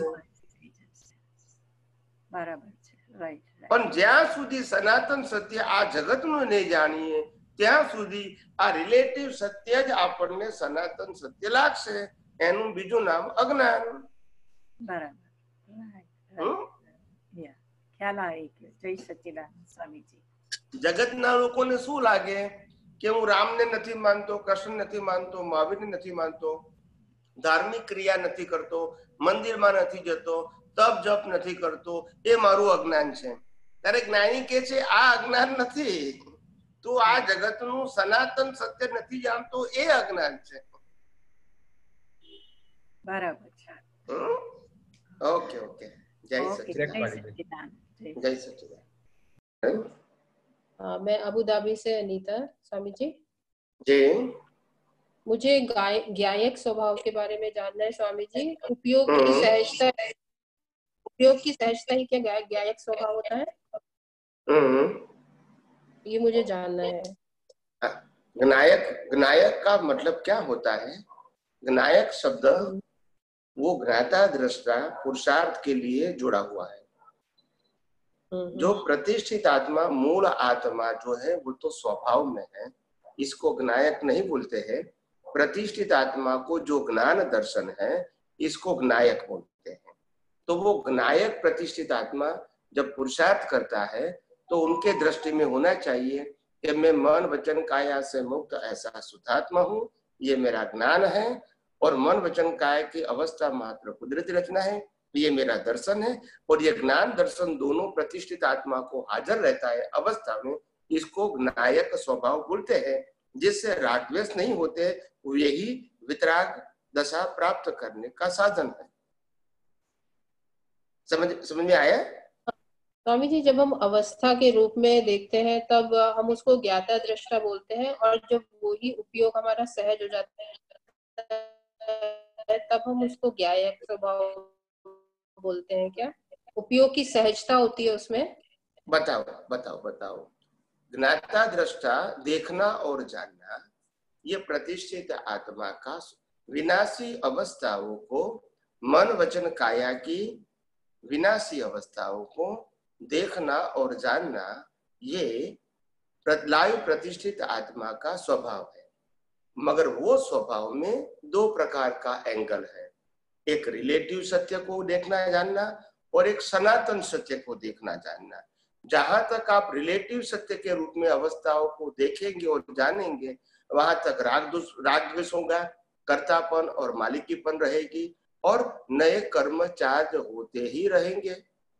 तो प्रतिष्ठित आत्मा का स्वभाव तो वही रहेगा, ज्ञाता दृष्टा, मगर वो अज्ञान के साथ ज्ञाता दृष्टा है।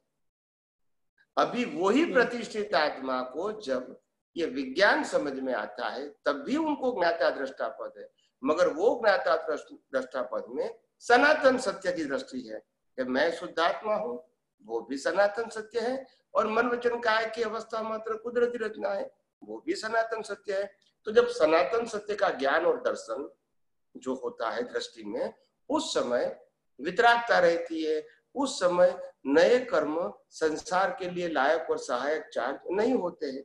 और यही तो हमारा पुरुषार्थ है। आपकी दृष्टि विज्ञान में हो जाती है, ऐसा है? हाँ, विज्ञान का मतलब सनातन सत्य। क्या बताया? सनातन सत्य।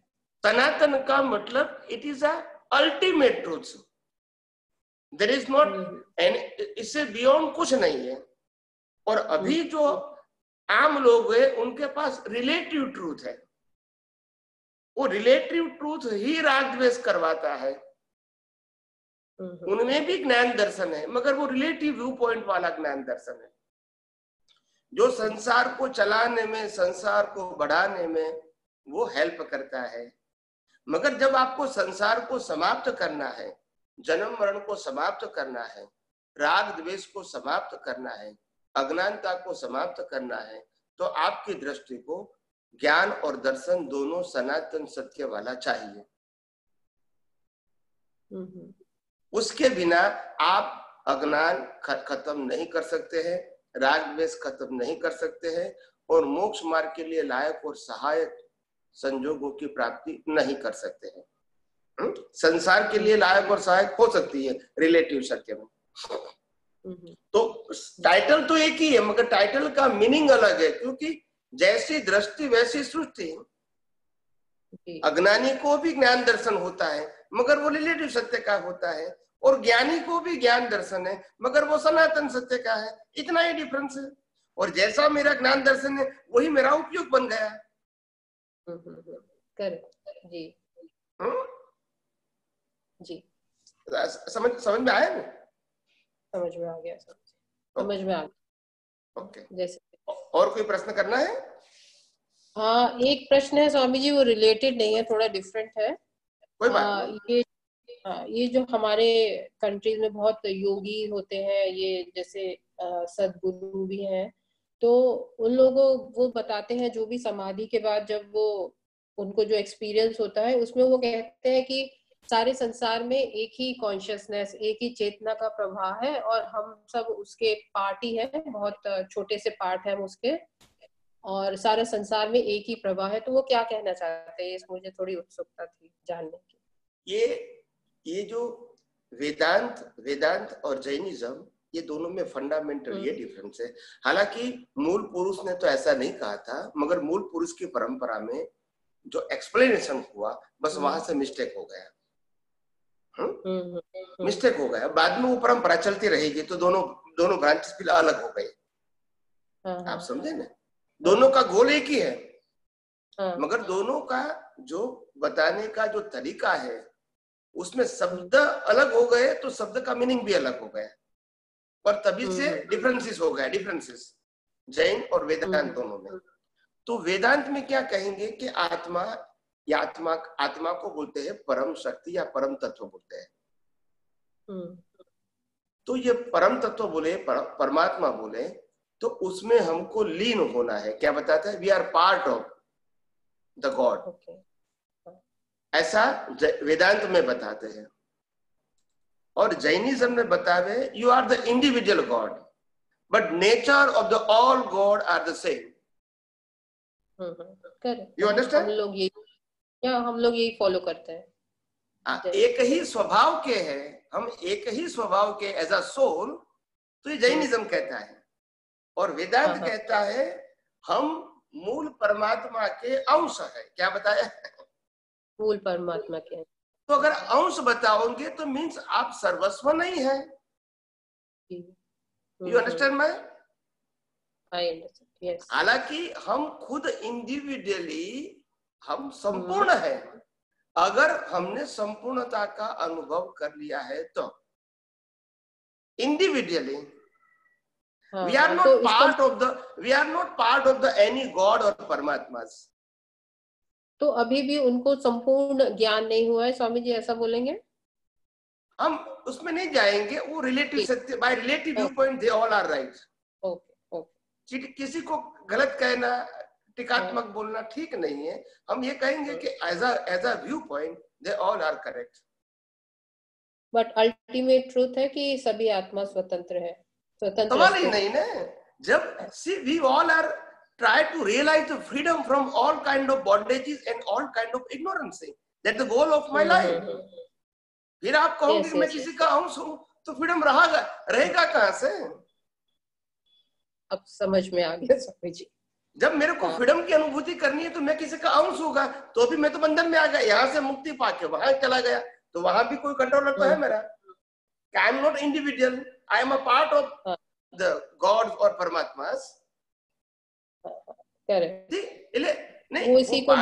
मूल पुरुष ने ऐसी बात नहीं कही थी। उन्होंने ये कहा कि जो परमात्मा आगे हो गए उसी प्रकार के आप ही परमात्मा है। तो परमात्मा में अंदर नहीं है, इसीलिए qualification wise you all are equal. मगर ये जो पार्ट शब्द बता दिया तो फिर क्या हो गया कि परमात्मा और आत्मा दोनों अलग हो गए। क्या हो गए? आत्मा के रूप से मैं इंडिविजुअल हूँ और परमात्मा के आधार से मैं परमात्मा का अंश हूँ एज अ सोल, आत्मा। ये ब्रांच बता दिया। वास्तव में आत्मा और परमात्मा की फंडामेंटल डेफिनेशन क्या है? When you know I am a pure soul, it is to be called a atma, but when you realize I am a soul, it is to be called a paramatma. Now you understand my point? समझ में आया स्वामी जी। जब आप जानते हैं कि मैं आत्मा हूं, मैं शुद्ध आत्मा हूं, तब आप आत्मा ही हो।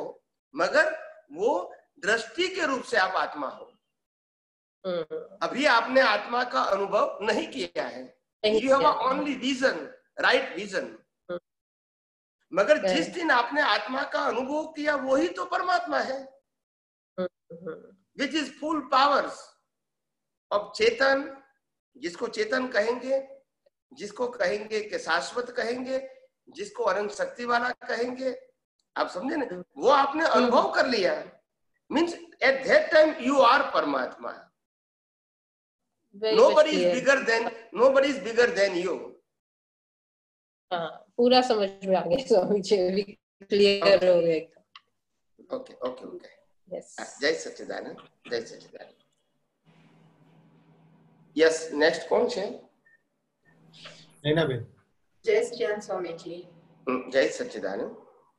આપે બિગિનિંગમાં બહુ સરસ જે માઇલસ્ટોન નું કીધું એનો અમને ખ્યાલ આવતો હોય છે સ્વામીજી કે કાળ કરતા સ્લાઇડ પાથ પર તમે જે વાત કરી ને તે અને ક્વેશ્ચન એમાં તો સ્વામીજી કે આપણે બધા દ્રવ્ય કર્મના એ લઈને આવેલા છીએ, ચશ્મા લઈને આવ્યા છે, ચશ્મા લઈને આવેલા છે આપણે। અને એવું લાગે છે એવી રીતના કે દરેક કર્મ ઉદય વખતે એનું કામ કરતા જ હોય છે સ્વામીજી, પણ એ પરિણામ રૂપે કામ કરે છે. હા, એ પરિણામ રૂપે કામ કરે છે. એ તો ખબર છે. આપ પણ કહેતા હો છો કે પરિણામ રૂપે એ આપણે ખ્યાલમાં પણ આવતું છે કે પરિણામ સ્વરૂપે જ છે સ્વામીજી. પણ ક્વેશ્ચન મારો એમ છે કે આ જે છે હવે ગ્રેજ્યુઅલી એ થોડું એમ લાગે છે, અમુક સંજોગોમાં પણ એ લાગે કે ના હવે ગ્રેજ્યુઅલી બહુ ઓછું થતું જાય છે એ લાગે, પણ અમુક સંજોગોમાં હજુ પણ આપણે લાગે કે ના એનું પોતાનો ભાગ ભજવે છે. અને પછી આપણે જેને કહેવાય સનાતન સત્યનું બધું બેસાડતા બધું એ બધું વિજ્ઞાન બધું આપણું ચાલુ જ હોય છે બેસાડવાનું. પણ મારો ક્વેશ્ચન એમ છે સ્વામીજી કે આ આપણે કેવળ દર્શન આપણને જયારે થાય સ્વામીજી, આ તો આપણે આ ભાવમાં તો હવે આપણે અજ્ઞાનનો નાશ જ કરવાનો છે, બરોબર છે? દ્રષ્ટિ હોય છે એનાથી આપણે વૈજ્ઞાનિક દ્રષ્ટિથી આપણે એનો નાશ કરવાનો છે. પણ ક્વેશ્ચન છે કેવળ દર્શનમાં આપણને આ વસ્તુ ના રહે કે આમ જેને કહેવાય કે કુદરતી ઇમિડિયેટલી આપણે કુદરતી રચના છે એમ ખબર પડી જાય કે આ ડિસ્ચાર્જ નો પાર્ટ છે, હું તો શુદ્ધાત્મા છું ને જગત જે છે તે આ લો ઓફ નેચર થી ચાલે છે ને એક્ઝેક્ટલી આપણને એ જ ટાઈમમાં આપણને ખબર પડી જાય સ્વામીજી. કેવળ દર્શન થઈ ગયું, ઇટ્સ અનુભૂતિ kind of. Then after it's not required the pursa, it's your permanent vision. Okay. It's your permanent and it's your permanent vision after your maturity, after your development and after your growth. You achieve your ultimate goal of permanent vision.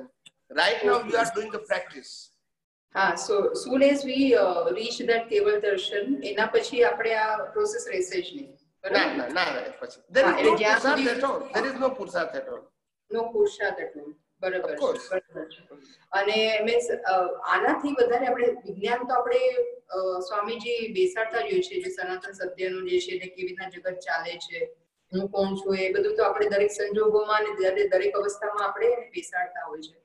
પણ સ્વામીજી તો પણ આપણે એમ લાગે કે અમુક જગ્યાએ અમુક file માટે તમારે જયારે તમને એવું લાગે કે તમે પુરુષાર્થ કરીને પણ તમે હજુ પણ તમે એમાં કરી શકો છો, એમ નથી કહેતી, પણ એ જેને કહેવાય ને કે એ અજ્ઞાનના જે આવી જાય છે ત્યારે એ જે આપણને અંદર જ હોય, અંતસ્કરણમાં જ હોય, આપણને દ્રવ્ય કર્મનું જે બતાવતા હોય આપણને ત્યારે જેને કહેવાય ને કે અમુક મોમેન્ટ માટે તો આપણને એમ લાગે કે આ તો આવું ન કરવું જોઈએ, આમ આ ખોટું થયું, આમ છે તેમ છે, એમ ધીરે ધીરે ગ્રેજ્યુઅલી હવે ઓછું થતું જાય ને સ્વામીજી. નથી ઓછું જતું એવું નથી, પણ તો પણ એકદમ 100% નોર્માલિટી નથી લાગતી એમાં.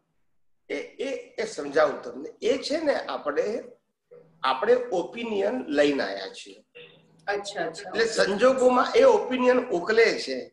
એ ઉકલતી વખતે આપણે પછી એ રિલેટિવ વ્યૂ પોઈન્ટ ને યુનિવર્સલ ટ્રુથ તરફ જવાનું છે.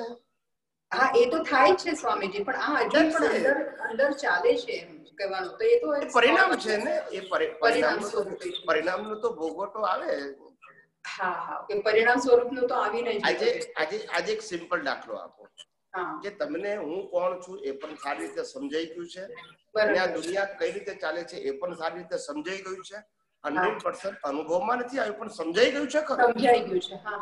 હવે આ સમજણ તમારી પાકી થઈ ગઈ છે, કાચી નથી. એપ્લિકેશન બાકી છે, એપ્લિકેશન એક્સપિરિયન્સ બાકી છે, પણ અન્ડરસ્ટેન્ડિંગ 90-95% કમ્પ્લીટ થઈ ગયું છે. અન્ડરસ્ટેન્ડિંગ છતાં પણ આપણને કોઈ પ્રોબ્લેમ સોશિયલ લાઈફમાં આવે, હસબન્ડ સાથે, વાઈફ સાથે, છોકરા સાથે, છોકરી સાથે, તો આપણને પ્રકૃતિને એવું લાગે આ બરાબર નથી, આવું કરવું જોઈએ, આમ ના કરવું જોઈએ એવું લાગે, પણ એ પ્રકૃતિનો સ્વભાવ છે, એ ડિસ્ચાર્જ પ્રકૃતિનો સ્વભાવ છે. એટલે એ પછી એ બરાબર છે, પણ આ એકચ્યુઅલી થાય છે અમુક ફાઇલોમાં સ્વામીજી થાય છે. બધું પૂછીને હું તમને ક્લિયર, આમ તો ખબર હતી કે ફાઇનલી આપણે આ જ વિજ્ઞાનનો ઉપયોગ કરવાનો છે, પણ મેં હું તમારી સાથે એકવાર વાત કરી લઉં તો મને થોડું સારું લાગે એમ કરીને. એટલે આ ઉકેલ છે ને, એટલે બિલકુલ કઈ કશું જ એમાં મેં પહેલા પણ કીધેલું કે કશું જ રિલેટિવ સત્ય જે મન વચન કાયાનું ઉદય કર્મને આધીન છે, મન વચન કાયાનું રિલેટિવ સત્ય, એની કોઈ પણ અવસ્થા હોય, ગુડ કે બેડ, લાઈક કે ડિસલાઈક કે કોઈ પણ પ્રકારની પ્રાકૃતિક ક્વેરી હોય, પ્રાકૃતિક ક્વેરી હોય, એમાં આપણે ઊંડા ઉતરવું નથી. ના, ઊંડા નથી ઉતરવું, પણ આ તો અને બહાર પણ ના આવે સ્વામીજી, જસ્ટ ખાલી અંદર જ ઊભું થાય આપણને. હા, અંદર જ થાય ને, માનસિક લેવલે જ હોય. હા હા, એવી રીતના થાય. પછી આપણે કીધું ના, સનાતન સત્યનું આપણે બધું વિજ્ઞાન ગોઠવી દઈએ આપણે કે હું કોણ છું ને આ કેવી રીતના થાય છે, આ જગત ચાલે છે, એટલે પછી એ ઠંડુ પડી જાય. એટલે આનું પઝલ એને કહેવાય કે જેનું આપણી પાસે સોલ્યુશન ના હોય. સોલ્યુશન, હા બરાબર છે સ્વામીજી. અને સફરિંગ એને કહેવાય કે જે કમ્પલસરી છે. બરાબર બરાબર સ્વામીજી. સફરિંગ માં વિજ્ઞાનથી કોઈ ચેન્જીસ નહીં થાય, પઝલ નહીં રહે. That's it. That is called spiritual science. હા, પઝલ કારણ કે રામકૃષ્ણ મહાવીરને પણ સફરિંગ હતું. બરાબર બરાબર. આ વિજ્ઞાન સફરિંગ ને ચેન્જ કરવા માટે નથી, આ વિજ્ઞાન પઝલ ને ડિઝોલ્વ કરવા માટે છે. બરાબર. હા સ્વામીજી, એ તો છે ને, પઝલ તો ખરેખર નથી રહેતું, પણ આમાં અંતસ્કરણ લેવલ પર આ બધું ચાલ્યા કરે, આ બધી ગેમ ચાલ્યા કરે. એ તો ચાલે. એ તો જે રીતે આપણે ગૂંથેલું છે ને, પ્રકૃતિ ગૂંથેલી છે ગયા અવતારમાં કર્મ રૂપે, એ પરિણામ રૂપે એ ઉકલી રહી છે. હા, ઉકલે છે. બરાબર છે. અને સ્વામીજી બીજું કેવું છે કે અમુક હમણાં આપણે જે કહેવાય રિલેટિવ લાઈફમાં થોડા અમુક ચેન્જીસ આવ્યા છે, અમુક હોબી ને બધું એમાં વધારે ઇન્વોલ્વ હવે થોડુંક ઓછું થઈ ગયું છે, પણ હોબી ને બધું જે કહેવાય અમુક સંગીતનો એવો શોખ હોય આપણને, એટલે એમાં થોડું ટાઈમ ને બધું જતું હોય. પછી આપણે કહીએ કે ના આપણું નથી, આ તો પ્રકૃતિનું છે અને એ કરે છે એમ કરીને, તો એ સ્વામીજી આપણને મોક્ષ માર્ગ માટે બાધક તો ન હોય ને? કશું પ્રકૃતિને હલાવવાની જરૂર નથી. પ્રકૃતિને દ્રષ્ટિથી આપણે મુક્ત રીતે જોવાની છે. એ શું કરે છે એમાં ઊંડા ઉતરવું જ નથી. આ જ રિલેટિવ સત્ય. હા, ઓકે ઓકે, સારું. અને કશામાં નહીં ઉતરવાનું, કારણ કે વિટેલું ઉકલે છે. You are not controller. બરાબર છે. When you try to control your Prakriti, then you are enter and involved, and they create so many puzzle in your life. Exactly. Why you are enter? It is okay, whatever it is. આપે પહેલા પણ કીધું છે, પણ કીધું છે ફરી પાછું કન્ફર્મ કરી લો. આપે કીધું છે કઈ વાંધો નહીં. એટલે આપણું આ સાયન્સ શું કહે છે કે મન વચન કાયાની અવસ્થા માત્ર કુદરતી રચના છે, અને કુદરતી રચનામાં સમજાયું કે એનું ક્રિએટર, ઓપરેટર, ડિસ્ટ્રોયર ત્રણેય કુદરત છે. અને કુદરતે આ સંજોગ એટલા માટે આપ્યા જે ગયા અવતારના કોઝનું ફળ છે. હવે આજે મારે છૂટા જ રહેવાનું છે, એમાં કોઈ કરેક્શન કરવાની જરૂર નથી, એમાં એટેન્શન આપવાની જરૂર નથી, એનાથી માત્ર સેપરેટ રહેવાનું છે. એ તો સેપરેટ તો રહેવાય છે સ્વામીજી, એવું કઈ બોજોય નથી લાગતો કઈ. અને આ એટ ધ સેમ ટાઈમ આ પણ આપણા પ્રિન્સિપલ બરાબર અપ્લાય થતા હોય છે, એમ જેને કહેવાય કે મારી સમજ પ્રમાણે જે કરવાના હોય એને પઝલ નથી રહેતું. ઇન શોર્ટ, મને કેટલું આવડે મને ખબર નથી, પણ પઝલ નથી રહેતું મને કોઈ પણ. એ વસ્તુ પણ ચાલુ છે. હા, એ પણ બરાબર છે. એટલે પઝલ ના રહેવું એનું નામ જ સાયન્સ. સફરિંગ તો રહેવાનું, સફરિંગ તો જે હશે તે. અને તે મન વચન કાયા છે, આપણને સફરિંગ નથી. બરાબર. અને મન વચન કાયા છે જ એના માટે. મન વચન કાયા એ કર્મ ભોગવવાનું સાધન છે, એટલે એને સફરિંગ ના હોય એવું તો બને જ નહીં. ના બને. બરાબર. જય સચ્ચિદાનંદ. જય સચ્ચિદાનંદ. જય સચ્ચિદાનંદ. જય સચ્ચિદાનંદ સ્વામીજી. જય સચ્ચિદાનંદ સ્વામીજી. દાદાજી પાસે આપણે એમ માંગીએ છીએ કે મને નિર્ગ્રંથ બનાવો. નિર્ગ્રંથ બનાવો એટલે શું? નિર્ગ્રંથ એટલે કોઈ પણ પ્રકારની ગ્રંથિ વગરના. ગ્રંથિ એટલે કે આ જગતની રિલેટિવ વ્યૂ પોઈન્ટ એ બધી ગ્રંથિઓ છે કે જે ગ્રંથિને કારણે આ સંસાર આપણો ચાલુ રહે છે. નિર્ગ્રંથ એટલે ગ્રંથિ વગરના. ગ્રંથિ એટલે બંધાવવું. શું કહેવાય? બંધાવવું. એને ગ્રંથિ કહેવાય. પછી એ ગ્રંથિમાં પ્રકાર આવે, શુભ અને અશુભ. બરાબર. કહેવાય. શુભ ગ્રંથિ પણ હોય. કોઈ કે રાત્રિ ભોજન ના જ કરવું જોઈએ, કંદમૂળ ના જ ખાવા જોઈએ, આમ કરવું જોઈએ, આમ ના કરવું જોઈએ, એ બધી ગ્રંથિઓ છે. બધી શું છે? તો પછી ગ્રંથિઓ આપણાને ઓગાળવી પડે કે? ગ્રંથિઓને આપણે આ જગતમાં મન વચન કાયાની અવસ્થા માત્ર કુદરતી રચના છે એમ જાણી અને લઈને આવેલી ગ્રંથિઓને ઓગાળ્યા કરવાની. ઊભી નહીં કરવાની, સપોર્ટે નહીં અને ઓપોઝે નહીં. તો મન વચન કાયાની અવસ્થા માત્ર કુદરતી રચના છે એમ કરે. ઓગાળ્યા કરવાની, જે લાયા છે તે ઓગળ્યા કરે. આપણે એમાં ઇન્વોલ્વ થવું નથી અને એને ઇમ્પોર્ટન્સ આપવું નથી. પછી જેવી લાયા છે તેવી ઓગળે છે. અને મને બીજું પૂછ્યું હતું કે મનથી આપણે બ્રહ્મચર્ય પાળવું એટલે શું? એટલે મનથી કેવી રીતે બ્રહ્મચર્ય પાળવાનું? મનથી એટલે ભાવ મનથી કહેવાય. ભાવ મનથી એટલે કે આપણા ભાવમાં અખંડ બ્રહ્મચર્ય પાળવું છે એવું હોય તો એને મનથી બ્રહ્મચર્ય કહેવાય, એને ભાવ મન કહેવાય.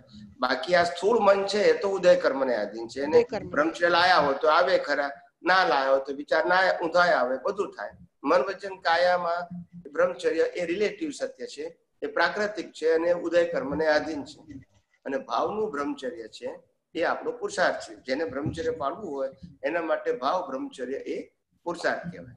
પણ ક્યારેક એમાં આપણાને હૂફ પણ આવી જાય છે કે આપણે હૂફ પણ લેવી પડે છે, તો એ શું હોય પછી? બધું કશું નહીં. એટલે આ બધી પ્રકૃતિની વાતો છે, બધી એમાં ઊંડા જ નહીં ઉતરવાનું. આ તો અમે જેટલી ઊંડા ઉતરશો એટલે પછી અંદરથી આ બધી છે ને ખાણ કહેવાય. શું કહેવાય એને? ખાણ કહેવાય. સંસારની ખાણ. જેટલા ઊંડા ઉતરશો એટલે પ્રશ્ન જેટલા ઊંડા આપણે કે કુદરતી રચનામાં મૂકી દો ને પાર આવી ગયો આપણે. બરાબર. એટલે મેં કીધું કે એટલા માટે હું વાત કરું છું કે ક્યારે હું પોતે આ આપણા સત્સંગમાં આધ્યાત્મ વિજ્ઞાનમાં બ્રહ્મચર્ય એ મારો સબ્જેક્ટ નથી, એવું મેં ભૂતકાળમાં કીધેલું છે. એ પ્રકૃતિની વાત છે. પ્રકૃતિની વાતો એ આપણો સબ્જેક્ટ નથી. પછી સારી હોય, ખરાબ હોય, સુટેવો હોય, કુટેવો હોય, ઇવન તો 5 મહાવ્રતની વાત હોય તો પણ પ્રકૃતિ રિલેટેડ છે, એ આપણો શબ્દ નથી. કારણ કે મન વચન કાયની અવસ્થા માત્ર કુદરતી રચના છે. એનાથી જુદા રહેવું એને પુરુષાર્થ માનીએ છીએ. મન વચન કાયા શું કરે છે એને પુરુષાર્થ માનતા નથી, માટે આપણા માટે સબ્જેક્ટ નથી. હા, અને તમે એ દિવસે મને વાંદરાનો આપ્યો હતો ને ઉદાહરણ, મોહરૂપી વાંદરાનો. મોહરૂપી વાંદરાએ પકડ્યું હતું ને, તો એ મોહને પણ આપણે એવી રીતના મન વચન કાયની અવસ્થામાં તો કુદરતી રચના એનાથી ઓગાળવાનું આપણે એવી રીતના જ ને. હા, આપણે મોહથી સંસારને પકડ્યો છે ને પછી કે સંસાર છૂટતો નથી, એટલે પણ પકડી તો ત્યાં રાખ્યો છે. બરાબર. તો આપણે આને એવી રીતના જ ઓગાળતા રહેવાનું ને. અને મન વચન કાયની અવસ્થા માત્ર કુદરતી રચના છે અને અનંત શક્તિ વાળો છે બોલતા બોલતા. હા, જ્યાં સુધી આ સંસારની અંદર, જ્યાં સુધી આપણી દ્રષ્ટિમાં આ સંસારની અંદર વિકલ્પી જ્ઞાન છે. કયું જ્ઞાન? વિકલ્પી જ્ઞાન. સારું અને ખોટું, ગમતું અને ના ગમતું, ધાર્મિક અને અધાર્મિક, શુભ અને અશુભ, આવું વિકલ્પી જ્ઞાન છે, ત્યાં સુધી તમારા જીવનમાં પઝલ છે. બરાબર છે. આપણે નિર્વિકલ્પી જ્ઞાન જોઈએ. કયું નિર્વિકલ્પી જ્ઞાન? તો કે મન વચન કાયાની અવસ્થા માત્ર કુદરતી રચના છે, પછી વિકલ્પ જ નહીં ને. બરાબર છે. એ સારું કરે તોય વિકલ્પ નહીં, ખોટું કરે તોય વિકલ્પ નહીં, એ ફાયદા વાળું કરે તોય વિકલ્પ નહીં, નુકસાન વાળું કરે તોય વિકલ્પ નહીં, એ ધાર્મિક ફોલો કરે તોય વિકલ્પ નહીં, અધાર્મિક ફોલો કરે તોય વિકલ્પ નહીં. કારણ કે પ્રકૃતિની વાત છે ને પ્રકૃતિની અંદર આપણે ઊંડા ઉતરવું નથી. કારણ કે પ્રકૃતિનું ક્રિએટર, ઓપરેટર, ડિસ્ટ્રોયર કુદરત છે. બરાબર. માટે ઊંડા ઉતરવું નથી. ઊંડા કોને ઉતરવું હોય? જેને આ પ્રકૃતિમાંથી સારી પ્રકૃતિ જોઈએ છે, સારી વાણી, સારું વર્તન, સારા વિચારો, આવો જેનો સબ્જેક્ટ છે, સારા સંજોગો, એના માટે પ્રકૃતિમાં ઊંડા ઉતરવું જરૂરી છે. બરાબર છે. આપણે તો પ્રકૃતિથી મુક્ત થવું છે. બરાબર છે સ્વામીજી. માટે પ્રકૃતિ એ આપણો સબ્જેક્ટ નથી. જય સચ્ચિદાનંદ. જય સચ્ચિદાનંદ. મુકેશભાઈ, યુએસએ. જય સચ્ચિદાનંદ. એક આનંદ ઉપર ક્વેશ્ચન હતો. એ આપણે અનુભવમાં એવું જ્ઞાન કશું હતું એ કશી ખબર નથી. અધ્યાત્મને એના બધે સર્ચ ચાલતી હતી. 15 વર્ષ પછી એકદમ આમ આનંદનો ફુવારો હોય એવું લાગતું હતું. અને એ હજી પછી જ્ઞાન લીધું અને જ્ઞાનનું ચાલુ છે, પણ એ આનંદનો જે અનુભવ થયા કરે છે અંદર, બારે તો મોડું બીલું હોય એવું એ દેખાય, એવું લાગે છે. એનો કેવી રીતે વધારે આપણે શુદ્ધાત્મા છે એ રીતે કે હું શુદ્ધાત્મા છું, જયારે એવું આનંદ લાગે તારે એવું યાદ શું એવું ધ્યાનમાં લક્ષમાં રાખવાનું એ વધારે ઉપયોગી કે કેવી રીતે એનું યુઝ થઈ શકે? અત્યારે આપણને જે આનંદની અનુભૂતિ થાય એ આનંદની અનુભૂતિ મન વચન કાયા અને તેના ભોગવટાથી ખાલી મુક્ત રહીએ એ જ આપણો આનંદ છે અત્યારે. આત્માનું લક્ષ્ય, આત્માનો આનંદ નથી પણ આત્માનું લક્ષ્ય અને મન વચન કાયાથી મુક્ત રહીએ છીએ એનો આપણને આનંદ છે. કારણ કે આપણે પઝલમાં ક્યારે મુકાઈએ છીએ કે મન વચન કાયાની અવસ્થામાં ઊંડા ઉતરીએ તો પઝલ નથી, સફરિંગ છે પણ પઝલ નથી. હવે આપણે હવે મુક્ત રહીએ છીએ એનો આપણને આનંદ છે. લક્ષ શુદ્ધાત્માનું છે, પણ શુદ્ધાત્માનો આનંદ નથી. શુદ્ધાત્માનો આનંદ તો કાયમનો છે જ, પણ એક અજ્ઞાનને કારણે હાલ અત્યારે એ અનુભવમાં નથી આવતો, પણ નિશ્ચયમાં છે કે હું શુદ્ધાત્મા છું.